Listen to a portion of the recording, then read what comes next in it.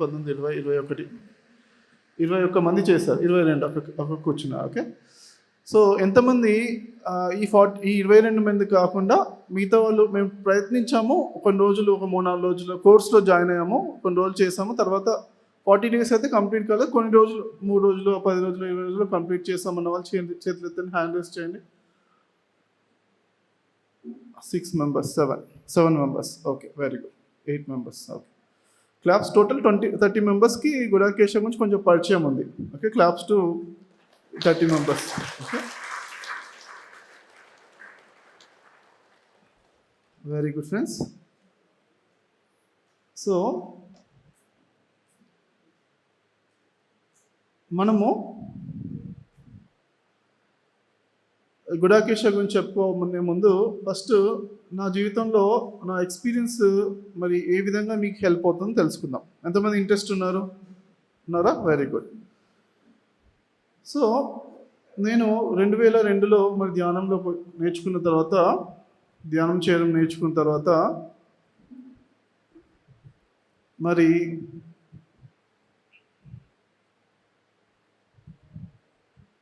మొదట్లో ధ్యానం అంటే ఏంటి, నేను చేస్తున్న పద్ధతి కరెక్టేనా అని క్వశ్చన్స్ ఉండేది. అలా ఒక 2 సంవత్సరాలు 100 మాస్టర్స్ని అడిగేవాడినమ్మా, నేను చేస్తున్నది కరెక్టేనా, నేను ముక్కులో శ్వాసను ముక్కులోనే గమనించాలా, కరెక్టేనా, నేను గమనించేది కరెక్టేనా అని అందరిని అడిగేవాడిని అనమాట. తర్వాత ఒక రోజు నాకు అర్థమైంది, ఒక మెసేజ్ వచ్చింది ధ్యానంలో. 2 సంవత్సరాల తర్వాత మెసేజ్ వచ్చిందనమాట. ఏంటి అంటే, ఏమి చేయకుండా కూర్చో. అసలు ధ్యానం అంటే ఏమి చేసేది కాదు, జస్ట్ గమనించేది. అప్పుడు శరీరానికి అవసరం ఉంటే, శ్వాస అవసరం ఉంటే, ఆక్సిజన్ అవసరం, అది పీల్చుకుంటుంది. శరీరానికి కార్బన్ డైఆక్సైడ్ లోపల నుంచి వదలాలి అనిపిస్తే అది వదులుతుంది.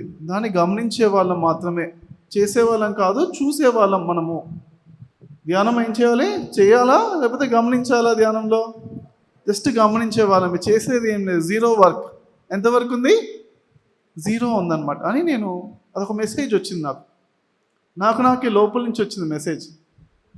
చాలా ఆశ్చర్యంగా కూడా అనిపించింది. ఇట్లా నాకే లోపల నుంచి వస్తుందా ఇన్నర్ మెసేజ్ లాగా అనిపించింది. ఓకే. తర్వాత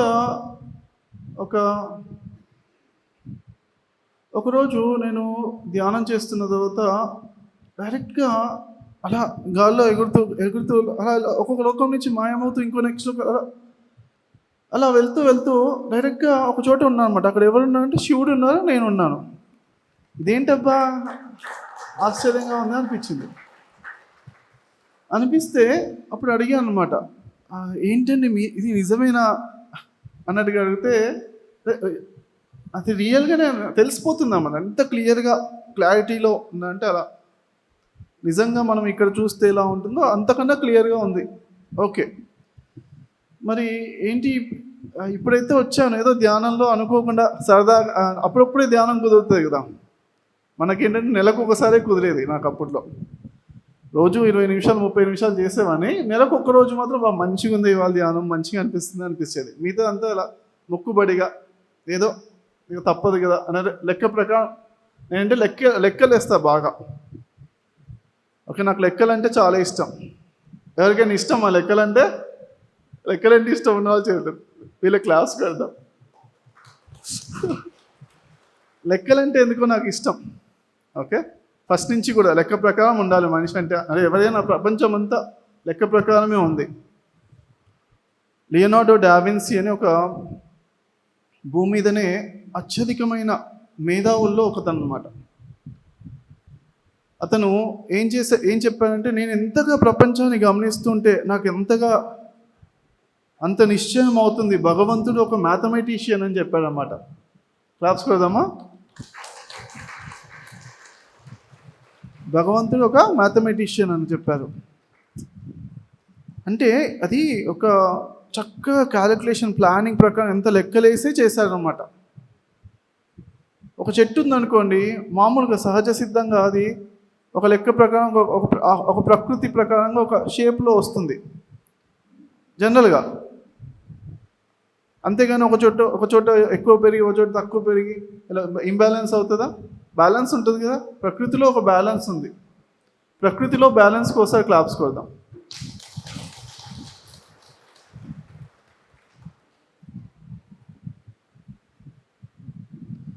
అయితే నేను మరి శివుడిని అడిగాను అనమాట. ఏంటి అప్పుడప్పుడే ఇది ఏదో ధ్యానంలో వచ్చే అనుభవమా వచ్చిందా, లేకపోతే ఎప్పుడు రావాలంటే మీ దగ్గరికి ఎప్పుడు రావాలంటే ఏం చేయాలి? నాకు ఒక్కడికే కాదు, ఎవరైనా కానీ ఎప్పుడైనా ఎప్పుడు మిమ్మల్ని కావాలంటే ఏం చేయాలి అని అడిగాను. ఫస్ట్ నాకు ఎందుకు ఆ క్వశ్చన్ అడగాలనిపించింది. అడిగితే ఆయన అన్నారు, కాలము దూరము మాయమవుతే ఇక్కడే ఉంటారు, నాతోటే ఉంటారు అని చెప్పారు అనమాట. కాలము దూరము దాటేస్తే చాలు, ఏంటి ఉన్నది ఇక్కడే, ఇక్కడికి వచ్చేస్తారు అని చెప్పారు అనమాట. అంటే ఇక్కడికి ఎప్పుడంటే అప్పుడు రావడానికి ఎలా చేయాలి, ఎప్పుడంటే అప్పుడు మిమ్మల్ని కలవడానికి ఏం చేయాలి అని అడిగితే చెప్పారనమాట. సో కాలము దూరము మాయమవుతే ఉన్నది ఒక్కటే అని అర్థమవుతుంది అని ఆయన చెప్పారన్నమాట. సో ఎప్పుడు సరి అయిన ధ్యానంలో మనము కాలం గురించి ఆలోచించము, దూరం గురించి ఆలోచించాం కదా, వేరే వాళ్ళ గురించి అంటే థాట్లెస్ స్టేజ్ లోపల అప్పుడు నీవే శివుడు అవుతావు అని మీనింగ్ అనమాట. సో ఒకసారి ఈ కాలానికి అతీతంగా, దూరానికి అతీతంగా, అంటే దూరము అంటే ఏంటి, నేను నువ్వు ఇద్దరు వేరు ఉండరు, మన ఇద్దరి మధ్యలో దూరం ఉంది అనుకుంటాం కదా. ఆ దూరాన్ని తీసేసినప్పుడు ఉన్నదంతా ఒక్కటే అర్థమైనప్పుడే అప్పుడే మనము శివుడు అవుతాము అని మీనింగ్ అనమాట. దీనికి ఒకసారి హృదయపూర్వకంగా క్లాప్స్ కొడతాం ఫ్రెండ్స్.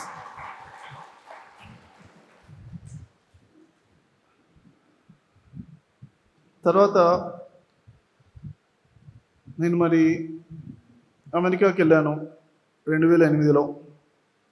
అమెరికాకి వెళ్ళాక నా ధ్యాన జీవితంలో మరింత ప్రగతి వచ్చిందనమాట. ఎందుకు వచ్చింది ప్రగతి అంటే, అమెరికాలో నాకు చాలా వర్క్ ఉండేది.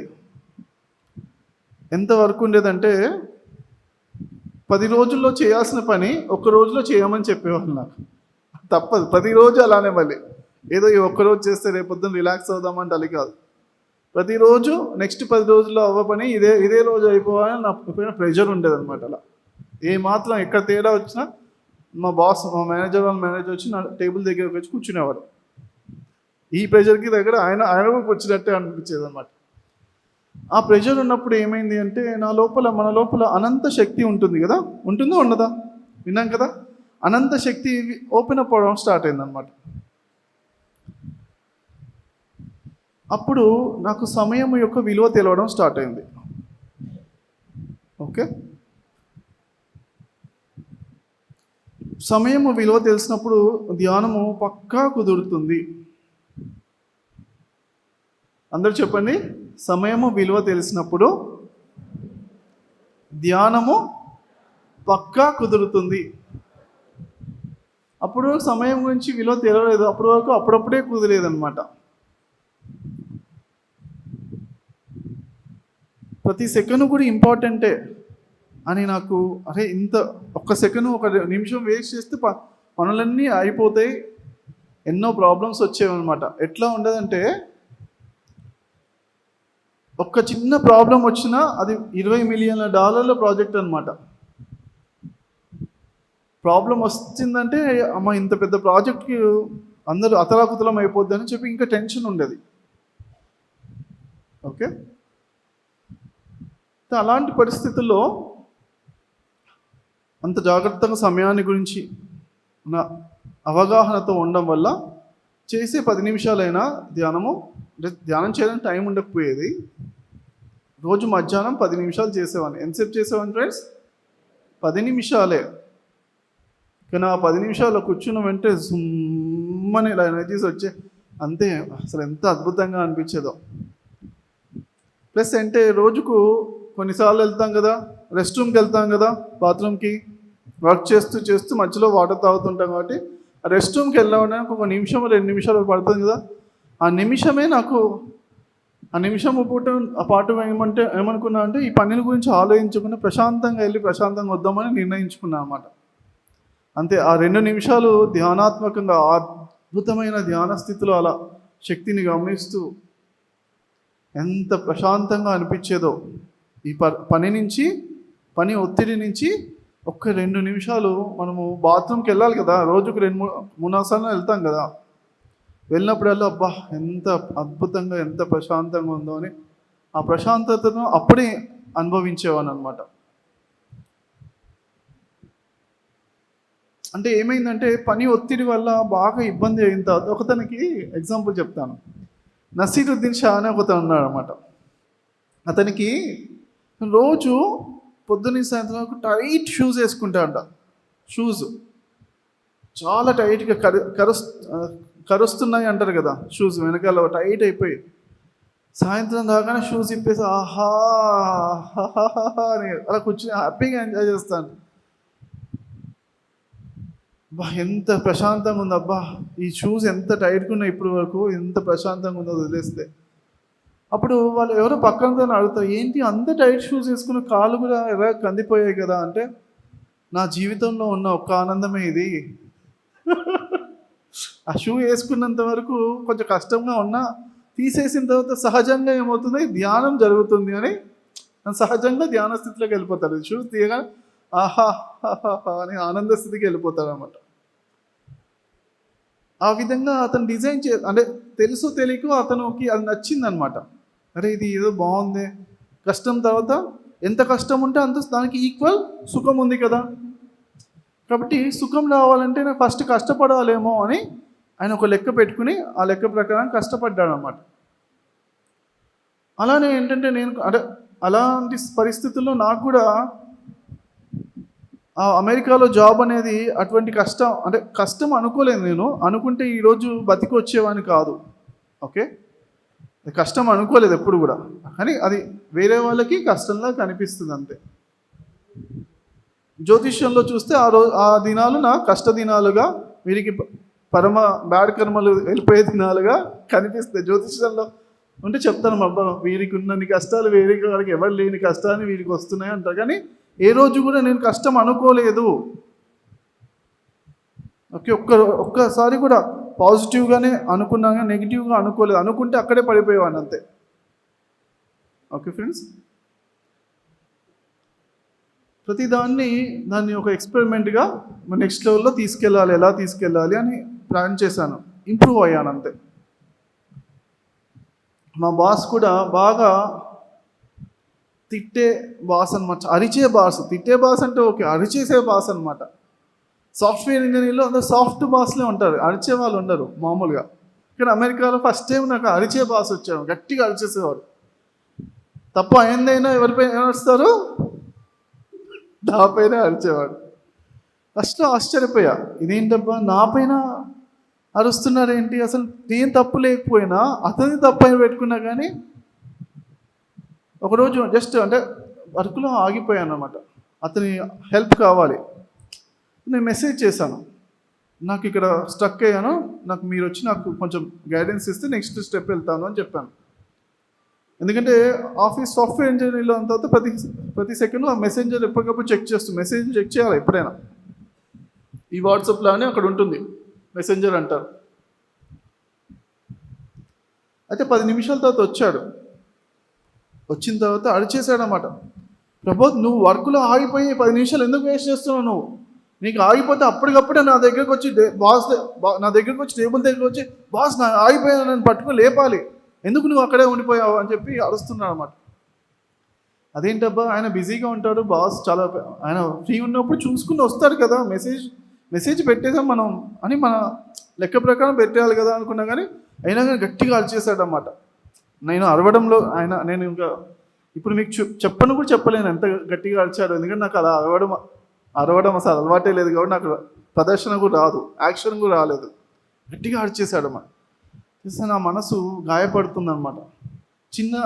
చిన్న వాటికే ఎవరైనా తిడితే గట్టిగా అరిస్తే నా మనసు చివుక్కుమంటుంది, బాధపడుతుంది అనమాట. నా మనసు బాధపడే మనసు, ఏంటబ్బా ఇంత అరిచేశాడేంటి అని. కానీ అప్పుడే ఒక అద్భుతమైన పుస్తకం దొరికింది నాకు. ఆ పుస్తకం పేరేంటి, the fire within. Okay, Carlos కాస్టనాడోది ద ఫైర్ విత్ ఇన్ అనే అనుకుంటున్నాను. పుస్తకం ఒకసారి కన్ఫర్మ్ చేసి చెప్పండి. ద ఫైర్ విత్ ఇన్ ఏదో ఉంటుంది ఒకటి. ఓకే, ఫైర్ గురించి ఉంటుంది, మన లోపల అగ్ని అని. ఆ పుస్తకంలో చెప్పారన్నమాట. ఏం చెప్పారంటే, మనకు ఎక్కడైతే మన బాస్ అతి క్రూరుడు దుర్మార్గుడు ఉంటాడో అక్కడే మనకు ఎక్కువ ఎదుగుదల ఉంటుంది అని చెప్పారన్నమాట. అరే ఇదేదో బాగుంది అనుకున్నా. అప్పుడు దాకా ఇదే ఎలాంటి అబ్బాయి ఇలాంటి బాస్ వచ్చాడు ఏంటో అనుకునేవాడిని. అప్పుడు వెంటనే అదే ఇదేదో మన గురించి చెప్పిన కరెక్ట్గా అదే టైంలో దొరికింది నాకు పుస్తకం కూడా. సో అందరికీ నా వాయిస్ క్లియర్గా అర్థమవుతుందా? క్లియర్ ఉంది కదా?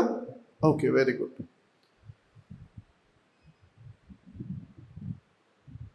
ఒక 5 నిమిషాలు అన్ని ఫ్యాన్లు ఆఫ్ చేసేద్దాము. ఒక 5 minutes. ఓకే, అన్ని ఫ్యాన్లు ఆఫ్ చేసేయండి, మళ్ళీ ఇద్దాం. ఓకే, సో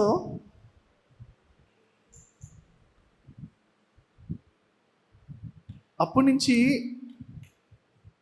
అంటే ఏం చెప్పారంటే, మీ బాస్ క్రూరుడు దుర్మార్గుడు అతి క్రూరమైన వాడు, చాలా సైకో బాస్లు అంటారు కదా, ఆ సైకోలాగా ఉండేవాళ్ళు ఉంటే వాళ్ళ దగ్గరికి వెళ్ళి ఏం చేయాలి? వాళ్ళకి కోపం తెప్పించాలా, కోపం తెప్పించొద్దా? మామూలుగా మనం బాస్కి కోపం తెప్పించొద్దని చూస్తాం కదా మామూలుగా.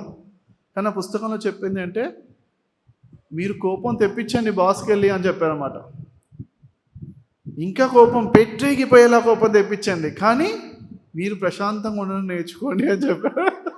ఆ కోపం శక్తి లోపల కూడా మీరు మనసు ప్రశాంతంగా ఉండే. ఈ ఫ్యాన్ కూడా ఆఫ్ చేయాలి అని చెప్పానన్నమాట. చెప్తే సరే అనేసి ఏదో బాగుంది అనుకుని, ఆ బాస్ ఊరికే చిన్నదానికే కోపడుతుంటారు కదా, ఇక మనము ఇంకా కోప్పడాలి అంటే అతని కోపం తెప్పించాలి అని మనం ప్రయత్నం చేస్తే ఇంకెలా ఉంటుంది? సో ఇంకా చాలా అసలు షేక్ అయిపోయేవాడు తను. అయిపోయి మిగతా వాళ్ళ గురించి చెప్పే, ప్రబోధ్ తెలుసా ఇలా నన్ను ఇలా అన్నాడు అని కూడా చెప్పేవాడు. అతనికి అప్పటి వరకు ఎవరు అనేవాళ్ళు దొరకలేదనమాట, ఎవరు ఏమనేవాళ్ళు. ఒకరోజు చెప్పానమాట, నేను ఇవాళ నుంచి వర్కే చేయను అని చెప్పాను. ఏం చేసుకుంటా చేసుకోండి అన్న. అదేంటి అనేసి ఆశ్చర్యపోతే చెప్పారనమాట. ఏంటంటే అప్పుడు ఆర్గనైజేషన్ రూల్స్ ప్రకారంగా నేను ఈ కంపెనీ నుంచి ఈ ప్రాజెక్ట్లోంచి వెళ్ళిపోతానని చెప్పాను. వెళ్ళిపోతానని చెప్పిన తర్వాత ఒక 2 నెలల నుంచి ఆ రూల్ ప్రకారంగా అంటే ఏ వర్క్ కూడా ఒక్కడే చేయకూడదు అనమాట. నాతో ఇంకో ఉంటే వాళ్ళకి నేర్పించుకుంటూ చెయ్యాలంతే, నేను ఒక్కనే చేయకూడదు అనమాట. ఆ రూల్ చెప్పాను. నేను చెప్పగానే షాక్ అయిపోయాడు, ఇదేంటబ్బా నా దగ్గర. ఫస్ట్ అయితే నేను ఇవాళ నుంచి వర్క్ చేయను, నేను ఒక్కనే వర్క్ చేయను అన్నా అనమాట. అనేసరికి స్టాక్ అయిపోయాడు అనమాట. తర్వాత ఆ రూల్ ఒకటి ఉంది కదా, వేరే వాళ్ళు నాకు పక్కన ఉంటే వాళ్ళకి నేర్పించడానికి, నా దగ్గర ఉన్నది నేర్పిస్తా అంతే, ఆల్రెడీ చేసింది కానీ కొత్త వర్క్స్ ఏం చేయను అని చెప్పేసరికి అసలు చాలా షాక్ అయిపోయాడు అనమాట. తర్వాత అంటే లాస్ట్లో ఇక మంచి ఫ్రెండ్గా కూడా మంచిగా అంటే వెళ్ళిపోతున్నాం అని చెప్పి మంచిగా మాట్లాడమని చేశాడు. ఎందుకు చెప్తున్నా అంటే, ఇవన్నీ కనెక్ట్ అవుతాయి, ఒక పాయింట్స్ అన్నీ కనెక్ట్ అవుతాయి.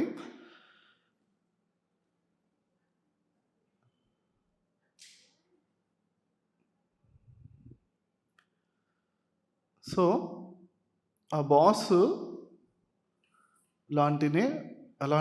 అలాంటి సిచ్యువేషన్స్ ఎన్నో వస్తాయి జీవితంలో. వర్క్ స్ట్రెస్ కానీ, అంటే మిగతా వాళ్ళకి స్ట్రెస్, నాకు గుడ్ స్ట్రెస్ అనమాట. గుడ్ స్ట్రెస్, బ్యాడ్ స్ట్రెస్ అంటారు. గుడ్ స్ట్రెస్ అంటే మనకు ఆ స్ట్రెస్ వల్ల మనలోని శక్తియుక్తులు బయటికి వస్తాయి, చాలా ఎక్కువ, మనం స్ట్రాంగ్ అవుతాం అన్నమాట. జీవితం అంతా కూడా మరింత వృద్ధిలోకి వస్తాయి. ఆత్మశక్తి పెరుగుతుంది, మనోశక్తి పెరుగుతుంది, మన లోపల శక్తి అన్నీ కూడా పెరుగుతాయి. దాని ఏంటి గుడ్ స్ట్రెస్ అంటారు.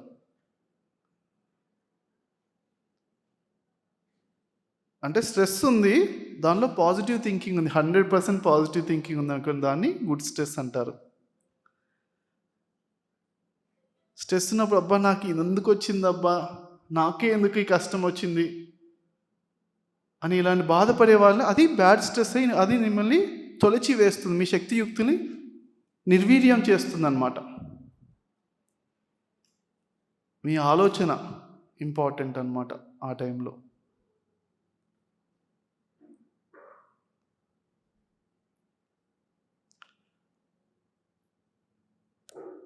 ఈ పాయింట్ చాలా ముఖ్యమైన పాయింట్. ఎంతమంది క్యాచ్ చేశారు? హ్యాండ్ రేస్ చేయండి.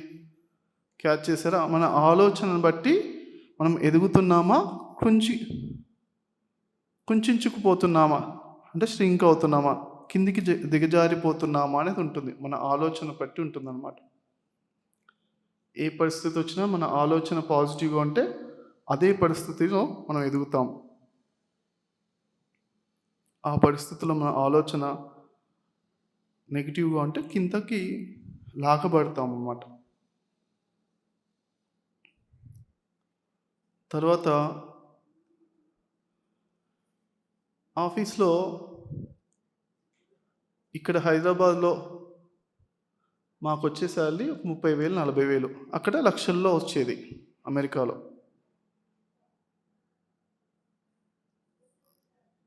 ఇక్కడ ఎంత శాలరీ వచ్చినా ఖర్చు అయిపోయేది.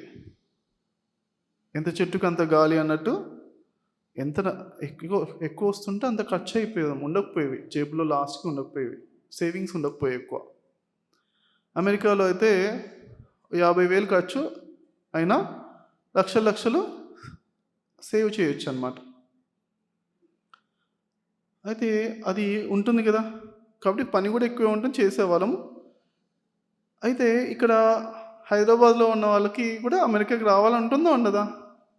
ఉండి ఏం చేస్తారు? కొంతమంది పాజిటివ్గా మాట్లాడే వాళ్ళు ఉంటారు, కొంతమంది మన గురించి నెగిటివ్గా చెప్తే, మనం ఎక్కడ తక్కువ చేస్తే వాళ్ళకి ఏమైనా ఛాన్స్ వస్తుందేమో నెగిటివ్గా చెప్పే వాళ్ళు ఉంటారు కదా. అలా నాకు ఇక్కడ హైదరాబాద్లో ఒక అబ్బాయి, ఒక 5 టీం మెంబర్స్లో నాకు తెలిసిందనమాట. మా టీం లీడర్, హైదరాబాద్లో టీం లీడర్ అనమాట. అతను నా గురించి నెగిటివ్గా చెప్తున్నానని నాకు విషయం తెలుస్తూ ఉంటుంది కదా, అందరి గురించి. అందరూ ఎలా ఎవరో ఒకరి ద్వారా విషయం తెలుస్తూ ఉంటుంది. తెలిసిన తర్వాత ఒక 1 year తర్వాత ఆ అబ్బాయికి కాలు యాక్సిడెంట్ అయిందనమాట. యాక్సిడెంట్ అయ్యి 1 month రెస్ట్ తీసుకోవడానికి ఇంట్లో కింద పడిపోయాడు అనమాట. ఓకే, యాక్సిడెంట్ అయ్యాడు. అప్పుడు ఆలోచించాను నేను, అరే ఈ 1 yearలో ఇతని గురించి ఎప్పుడైనా ఒక్కసారైనా నా నుంచి నెగిటివ్గా ఆలోచించి, నా నుంచి ఒక నెగిటివ్ వైబ్రేషన్ వెళ్ళి ఆయనకేమైనా ఇబ్బంది పెట్టిందా అని ఆలోచించాను. మొత్తం చెక్ చేసా. 1 yearలో ఎప్పుడైనా నేను నా దగ్గర నుంచి నా వల్ల ఏమైనా ఇన్ఫ్లుయెన్స్ అయిందా వైబ్రేషన్ పరంగా అని చెక్ చేస్తే, ఒక్కరోజు కూడా నేను అతను నా గురించి ఎన్ని చెప్పినా, బ్యాడ్గా చెప్పినా కానీ ఒక్కరోజు కూడా నేను తన గురించి బ్యాడ్గా అనుకోలేదు, నెగిటివ్గా ఆలోచించలేదు. నా దగ్గర నుంచి అతనికి నెగిటివ్ అవ్వాలని ఏ రోజు కూడా అనుకోలేదు. ఆలోచనలో, ఊహలో కూడా అనుకోలేదు. నా వైబ్రేషన్ పరంగా కూడా నాలోంచి ఎప్పుడు కూడా ఆ వైబ్రేషన్ వెళ్ళలేదు అని నాకు అర్థమైందన్నమాట. ఎవరి కర్మకు వాళ్ళే బాధ్యత అన్నట్టుగా, అంటే ఏదైనా కానీ మన జీవితం మన చేతుల్లో ఉంటుంది. కానీ ఎవరో మన గురించి చెప్పడం వల్ల మనకేదో తక్కువైపోతుంది, ఇలాంటివన్నీ నేను మన కర్మ సిద్ధాంతం ప్రకారం నమ్మలేదు, అవన్నీ పట్టుకోలేదు. కాబట్టి ప్రతి ఒక్కరి పట్ల పాజిటివ్గానే ఉన్నాను. నేను ఎప్పుడైతే అనుకున్నానో అదే విజయం నాది, అద్భుతమైన విజయం అదే కదా. సాటి మనిషి పట్ల మనకు అపకారికి ఉపకారము నెపమెన్నక చేయువాడు నేర్పరి సుమతి. అంతేనా? ఓకే, సో క్లాప్స్ కొడదాం ఫ్రెండ్స్. అపకారికి ఉపకారం, ఇది కర్మ సిద్ధాంతం. చూస్తానికి మాత్రం ఇలా అపకారికి ఉపకారం ఏంటా బాబు, పిచ్చా, వీడికి అన్న బుద్ధుందా అని సంసారంలో ఉన్న వాళ్ళందరూ ఇలానే అంటారా అనరా? సంసార జీవితం ఓన్లీ సంసారంలో ఉన్న వాళ్ళకి మాత్రం అది రాంగ్. ఎవరైతే స్పిరిచువాలిటీలో కర్మ సిద్ధాంతం జన్మల ప్రకారం చూసే వాళ్ళకి మాత్రమే అది మనము అసలైన విజయం అదే.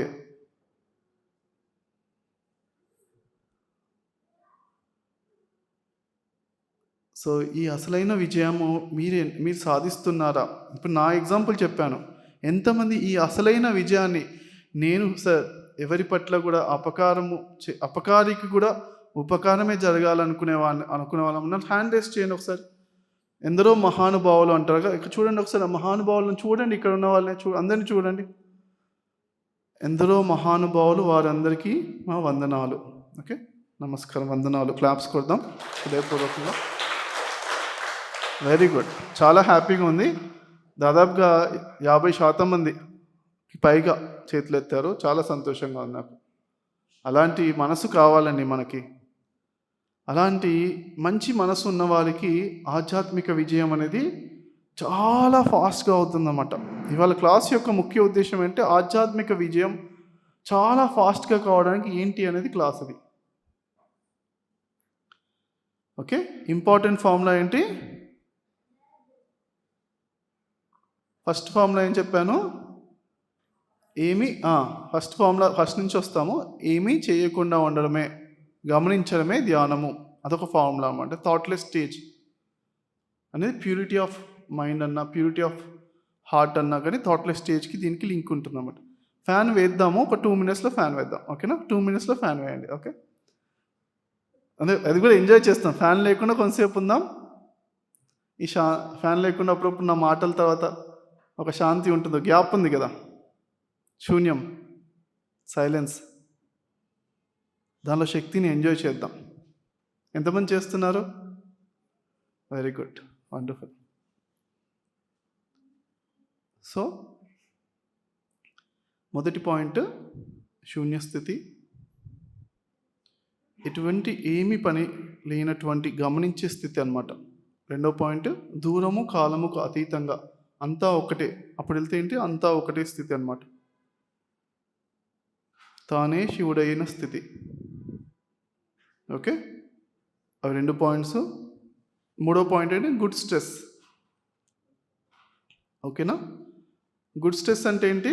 స్ట్రెస్ ప్లస్ పాజిటివ్ థింకింగ్ ఉంటే మనం ఎదుగుతాము, చాలా ఎదుగుతాం. అది గుడ్ స్ట్రెస్. 4వ పాయింట్ ఏంటి? బాస్. ఎటువంటి పరిస్థితినైనా కానీ మనం ఎదుర్కొనే ధైర్యం, ఆత్మవిశ్వాసం మనకు సహకరిస్తుంది. విశ్వమంతా సహకరిస్తుంది అన్నమాట మనకు. ఓకే, విశ్వ సహకారం అనేది ఎప్పుడూ ఉంది, మనకి సూచన ఇస్తూ ఉంటుంది. దాన్ని గమనించి ఆచరణలో పెట్టాలి. ఓకే, దానికి విశ్వ సహకారానికి ఒకసారి హార్ట్ఫుల్ క్లాప్స్ కొట్టాలి. ఎవరికి సహకరిస్తుంది? శ్రద్ధ ఉన్నవాడికి సహకరిస్తుంది.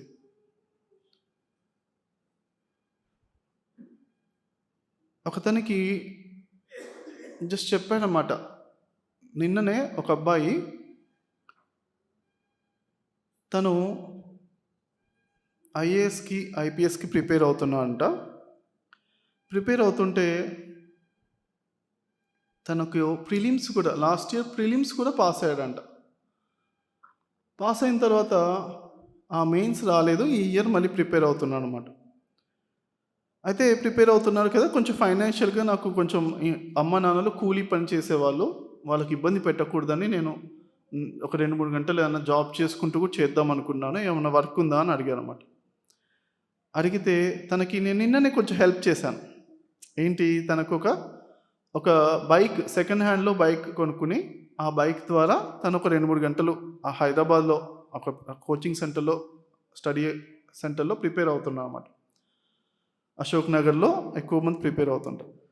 అయితే ఒక 2-3 గంటలు ఆ ర్యాపిడో బైక్ కానీ నడిపినా కానీ నాకు నెలకు సంబంధించిన అమౌంట్స్ అనేవి వచ్చేస్తాయి. ఒక 10,000 రావాలి. 10,000 వస్తే నాకు కోచింగ్కి ఫుడ్కి పోను. ఇంట్లో ఒక 1,000-2,000 ఇచ్చినా కానీ నాకు 10,000లో సరిపోతాయి అమౌంట్. నేను చక్కగా చదువుకొని ఫోకస్ చేసుకుంటాను. మిగతా 21 గంటలు, 3 గంటలు పనిచేసి మిగతా 21 గంటలు శ్రద్ధగా చదువుతాను, ఫోకస్ చేసుకుని చేస్తాను అని తను చెప్పినప్పుడు నాకు అతని మాట లోపల శ్రద్ధ అనిపించింది. ప్లస్ ఏంటి, అమ్మ నాన్నలు కూడా నేను హెల్ప్ ఒక 1,000-2,000 అన్నా హెల్ప్ చేద్దాం అనుకుంటున్నా అని చెప్పాడు. ప్లస్ ఏంటి, అతనికి ఆల్రెడీ ఎంత శ్రద్ధ ఉందంటే అతని ఆల్రెడీ ప్రిలిమ్స్ ఎగ్జామ్ పాస్ అయ్యాడు. ప్రిలిమ్స్ నేను చూస్తాను అనమాట. ఐఏఎస్ ఎంతమంది ప్రిపేర్ అవుతారంటే 11 లక్షలు 11 లక్షల మంది రాస్తారు ఎగ్జామ్. రాస్తే ఎన్ని సీట్లు ఉంటాయి అనుకున్నారు? 800 సీట్లు ఉంటాయి. అంటే 1000 సీట్లు కూడా లేవు, తక్కువ ఉంటాయి సంవత్సరానికి. అలాంటి దాని లోపల ప్రిలిమ్స్, మెయిన్స్ తర్వాత ఇంటర్వ్యూ చేసి చేస్తారు. కానీ ఆ ప్రిలిమ్స్ దాకా రావడం కూడా గొప్ప విషయం అన్నమాట. చాలా అంత లక్షల మందిలో వేల మందికి వస్తుందన్నమాట సీట్ ప్రిలిమ్స్లో. ప్రిలిమ్స్ ఎగ్జామ్ పాస్ అయ్యేది అంటే అక్కడ శ్రద్ధ కనిపిస్తుంది. శ్రద్ధ కనిపించిందని ఏం చేస్తాం, మనం హెల్ప్ చేయాలనిపిస్తుంది, అనిపించదా? కొంచెం హెల్ప్ చేసాం. శ్రద్ధ లేదనుకోండి, హెల్ప్ చేయాలనిపిస్తుందా? ఇదన్నమాట. మనము నాన్నగారు ఒక చిన్నప్పుడే ఒక స్టోరీ చెప్పారంటే, ఒక అబ్బాయి ఫ్యాన్లు వేసేయండి ఇంకా, ఓకే, ఎంజాయ్ చేద్దాం ఫ్యాన్ కూడా కొంతసేపు. ఒక అబ్బాయి గురుకులంలో శ్రద్ధగా చదువుతున్నాడు అన్నమాట. చదువుతుంటే ఆ అబ్బాయిని టెస్ట్ చేద్దాం, ఈ అబ్బాయి ఏంటి నాకు హాయ్ చెప్పట్లేదు, నమస్కారం గురుమాత, నమస్కారం అమ్మ అని చెప్పట్లేదని గురుమాతకి కొంచెం ఆ టెస్ట్ చేద్దామని కోపం వచ్చో ఒకరోజు ఉప్పు కారం వేయకుండా పెడుతుంది. ఆ రోజు తినేసి గమ్ముగా చదువుకుంటున్నాడు. ఇంకో రోజు ఏం చేస్తే ఎట్లయినా చెప్దామని ఉప్పు కారం ఎక్కువ వేసి పెడుతుంది అన్నమాట. పెట్టినప్పుడు ఆ రోజు కూడా ఏం మాట్లాడకుండా వెళ్ళి చదువుకుంటున్నాడు. చదువుకుంటుంటే గురువు గారు వచ్చి సాయంత్రం వచ్చి, ఏంటి ఇవాళ ఏదో ఆశ్రమంలో ఏదో తప్పు జరిగింది అంటారు. అంటే ఏం జరగలేదండి, ఎప్పుడులానే జరిగిందో. లేదు లేదు, ఏదో తప్పు జరిగింది, ఏం జరిగింది చెప్పండి అంటారు. అంటే అప్పుడు ఆవిడ ఏం లేదండి, రోజులానే ఉంది, ఒకటి ఏంటంటే ఒక అబ్బాయికి ఉప్పు కారం ఎక్కువ వేసాను అంతే అనగానే, చూసావా ఎంత పెద్ద తప్పు చేసావో, అక్కడ చూడు సరస్వతి మాత విగ్రహం నుంచి కళ్ళమ్మని నీళ్లు కారుతున్నాయి అని చెప్తాను అనమాట. సో క్లాప్స్ కొడదాం మరి. సరస్వతి ఎందుకు అలా జరుగుతున్నాయి? ఎందుకంటే చెప్తానమాట గురువు గారు, ఈ అబ్బాయికి శ్రద్ధ ఉంది, చదువు పట్ల శ్రద్ధ ఉంది, వీడికి వచ్చే కష్టాలు, నష్టాలు, బాధలన్నీ కూడా ఎవరు తీసుకుంటారు? సరస్వతి మాత తను ఆపేస్తుంది, తను తీసుకుంటుంది అని చెప్పారన్నమాట. అలానే అంటే ఎవరికైతే శ్రద్ధ ఉందో వాడికి హెల్ప్ చేయాలని ఒక మానవ ధర్మంగా అనిపిస్తుందో అనిపించదా మనకి? మనకే అలా మనసున్న మనకే అలా అనిపిస్తే అంటే ప్రకృతికి, విశ్వానికి ఎంత బాగా అనిపిస్తుంది మరి. అలా అనిపించేలా చేయాలి మనం శ్రద్ధ. అప్పుడు ఏం చేస్తుంటే విశ్వం మనకి హెల్ప్ చేస్తుంది. వీరికి శ్రద్ధ ఉంది.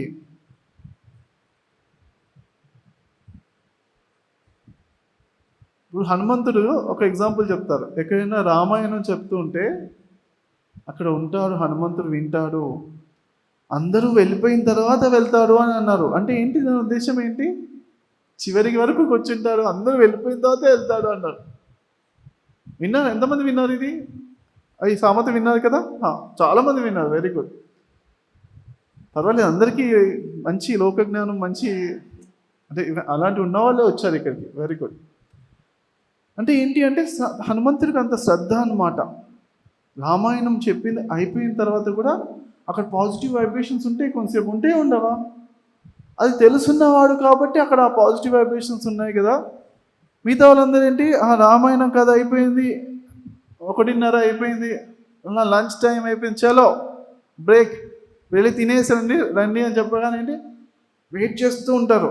1:30 అయిందా, ఎస్ వెరీ గుడ్. లేకపోతే 8, సాయంత్రం 7ంటికో 8ంటికో లంచ్ కదా, 7ంటికే పెట్టుకుందాం ఇవాళ. కొంచెం ఎందుకంటే గుడాకేశ ప్రాక్టీస్ చేయాలంటే ఎర్లీ డిన్నర్ చేయాలి, వీలైతే తొందరగా పెట్టుకుందాము, అది కూడా లైట్ డిన్నర్ చేయాలి.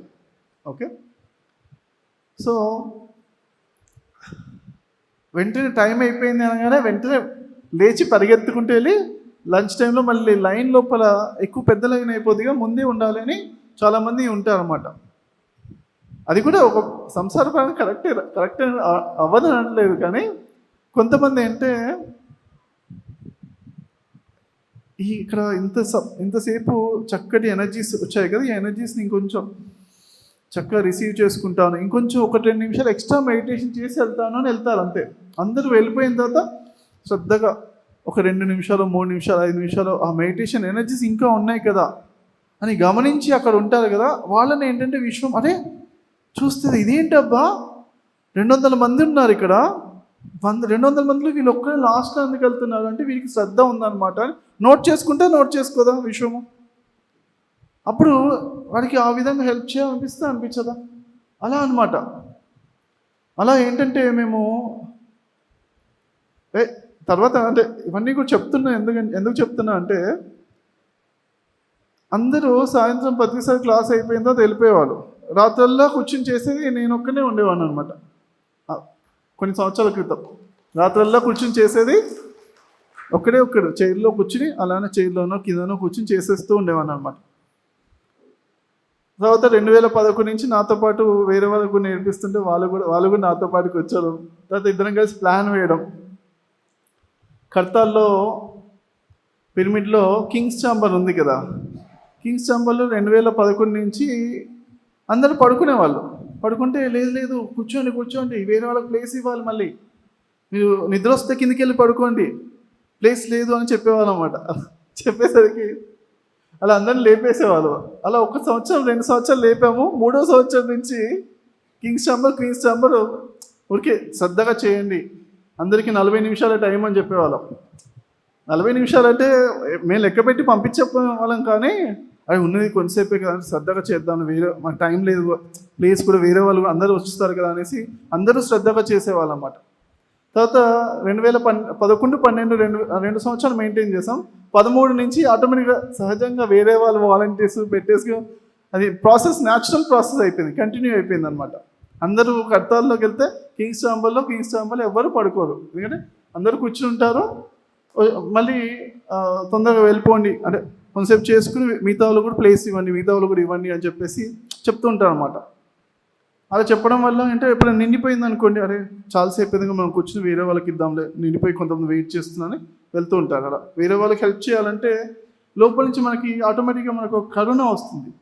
చాలా ఇంపార్టెంట్ అది, పాజిటివ్ వైబ్రేషన్స్ అనమాట అవి. ఎంతమందికి ఆ కరుణ, వేరే వాళ్ళకి హెల్ప్ చేయాలంటే చాలా ఎనర్జీస్ పెరుగుతాయి అన్న వాళ్ళు హ్యాండ్ రేస్ చేయండి. ఎప్పుడైనా మన గురించి హెల్ప్ చేయడం కానీ పక్కన వాళ్ళకి హెల్ప్ చేయాలంటే డబుల్ ఎనర్జీస్ అవుతాయా? హ్యాండ్ రేస్ మంచిగా చేయండి. చూసారా, ఇంత శక్తి ఉంటుందన్నమాట పక్కన వాళ్ళకి హెల్ప్ చేయడంలో. అక్కడ మన హెల్ప్ అవుతుంది, పక్కన వాళ్ళకి హెల్ప్ అవుతుంది, 2 డబుల్ హెల్ప్ అవుతుంది, ఎనర్జీస్ ఎక్కువ ఉంటాయి. దాన్నే భగవద్గీతలో యజ్ఞము అని చెప్పారనమాట, యజ్ఞ కర్మలు అని చెప్పారు. క్లాప్స్ టు యజ్ఞ కర్మలు. ఓకే, సో ఇవన్నీ కనెక్ట్ చేసుకుంటూ వస్తే శ్రద్ధ ఉన్నవాడికి శ్రద్ధావాన్ లభతే జ్ఞానం అని, శ్రద్ధ ఉన్నవాడికి అన్ని విధాలుగా విషయం హెల్ప్ చేస్తుంది. తర్వాత ఎలా నేను ఇంకా ఫాస్ట్గా మరి ధ్యానం లోపల పట్టు సాధించాలి, ఎలా ఎన్లైటెండ్ అవ్వాలి అని తపన ఉండేది నాకు చాలా.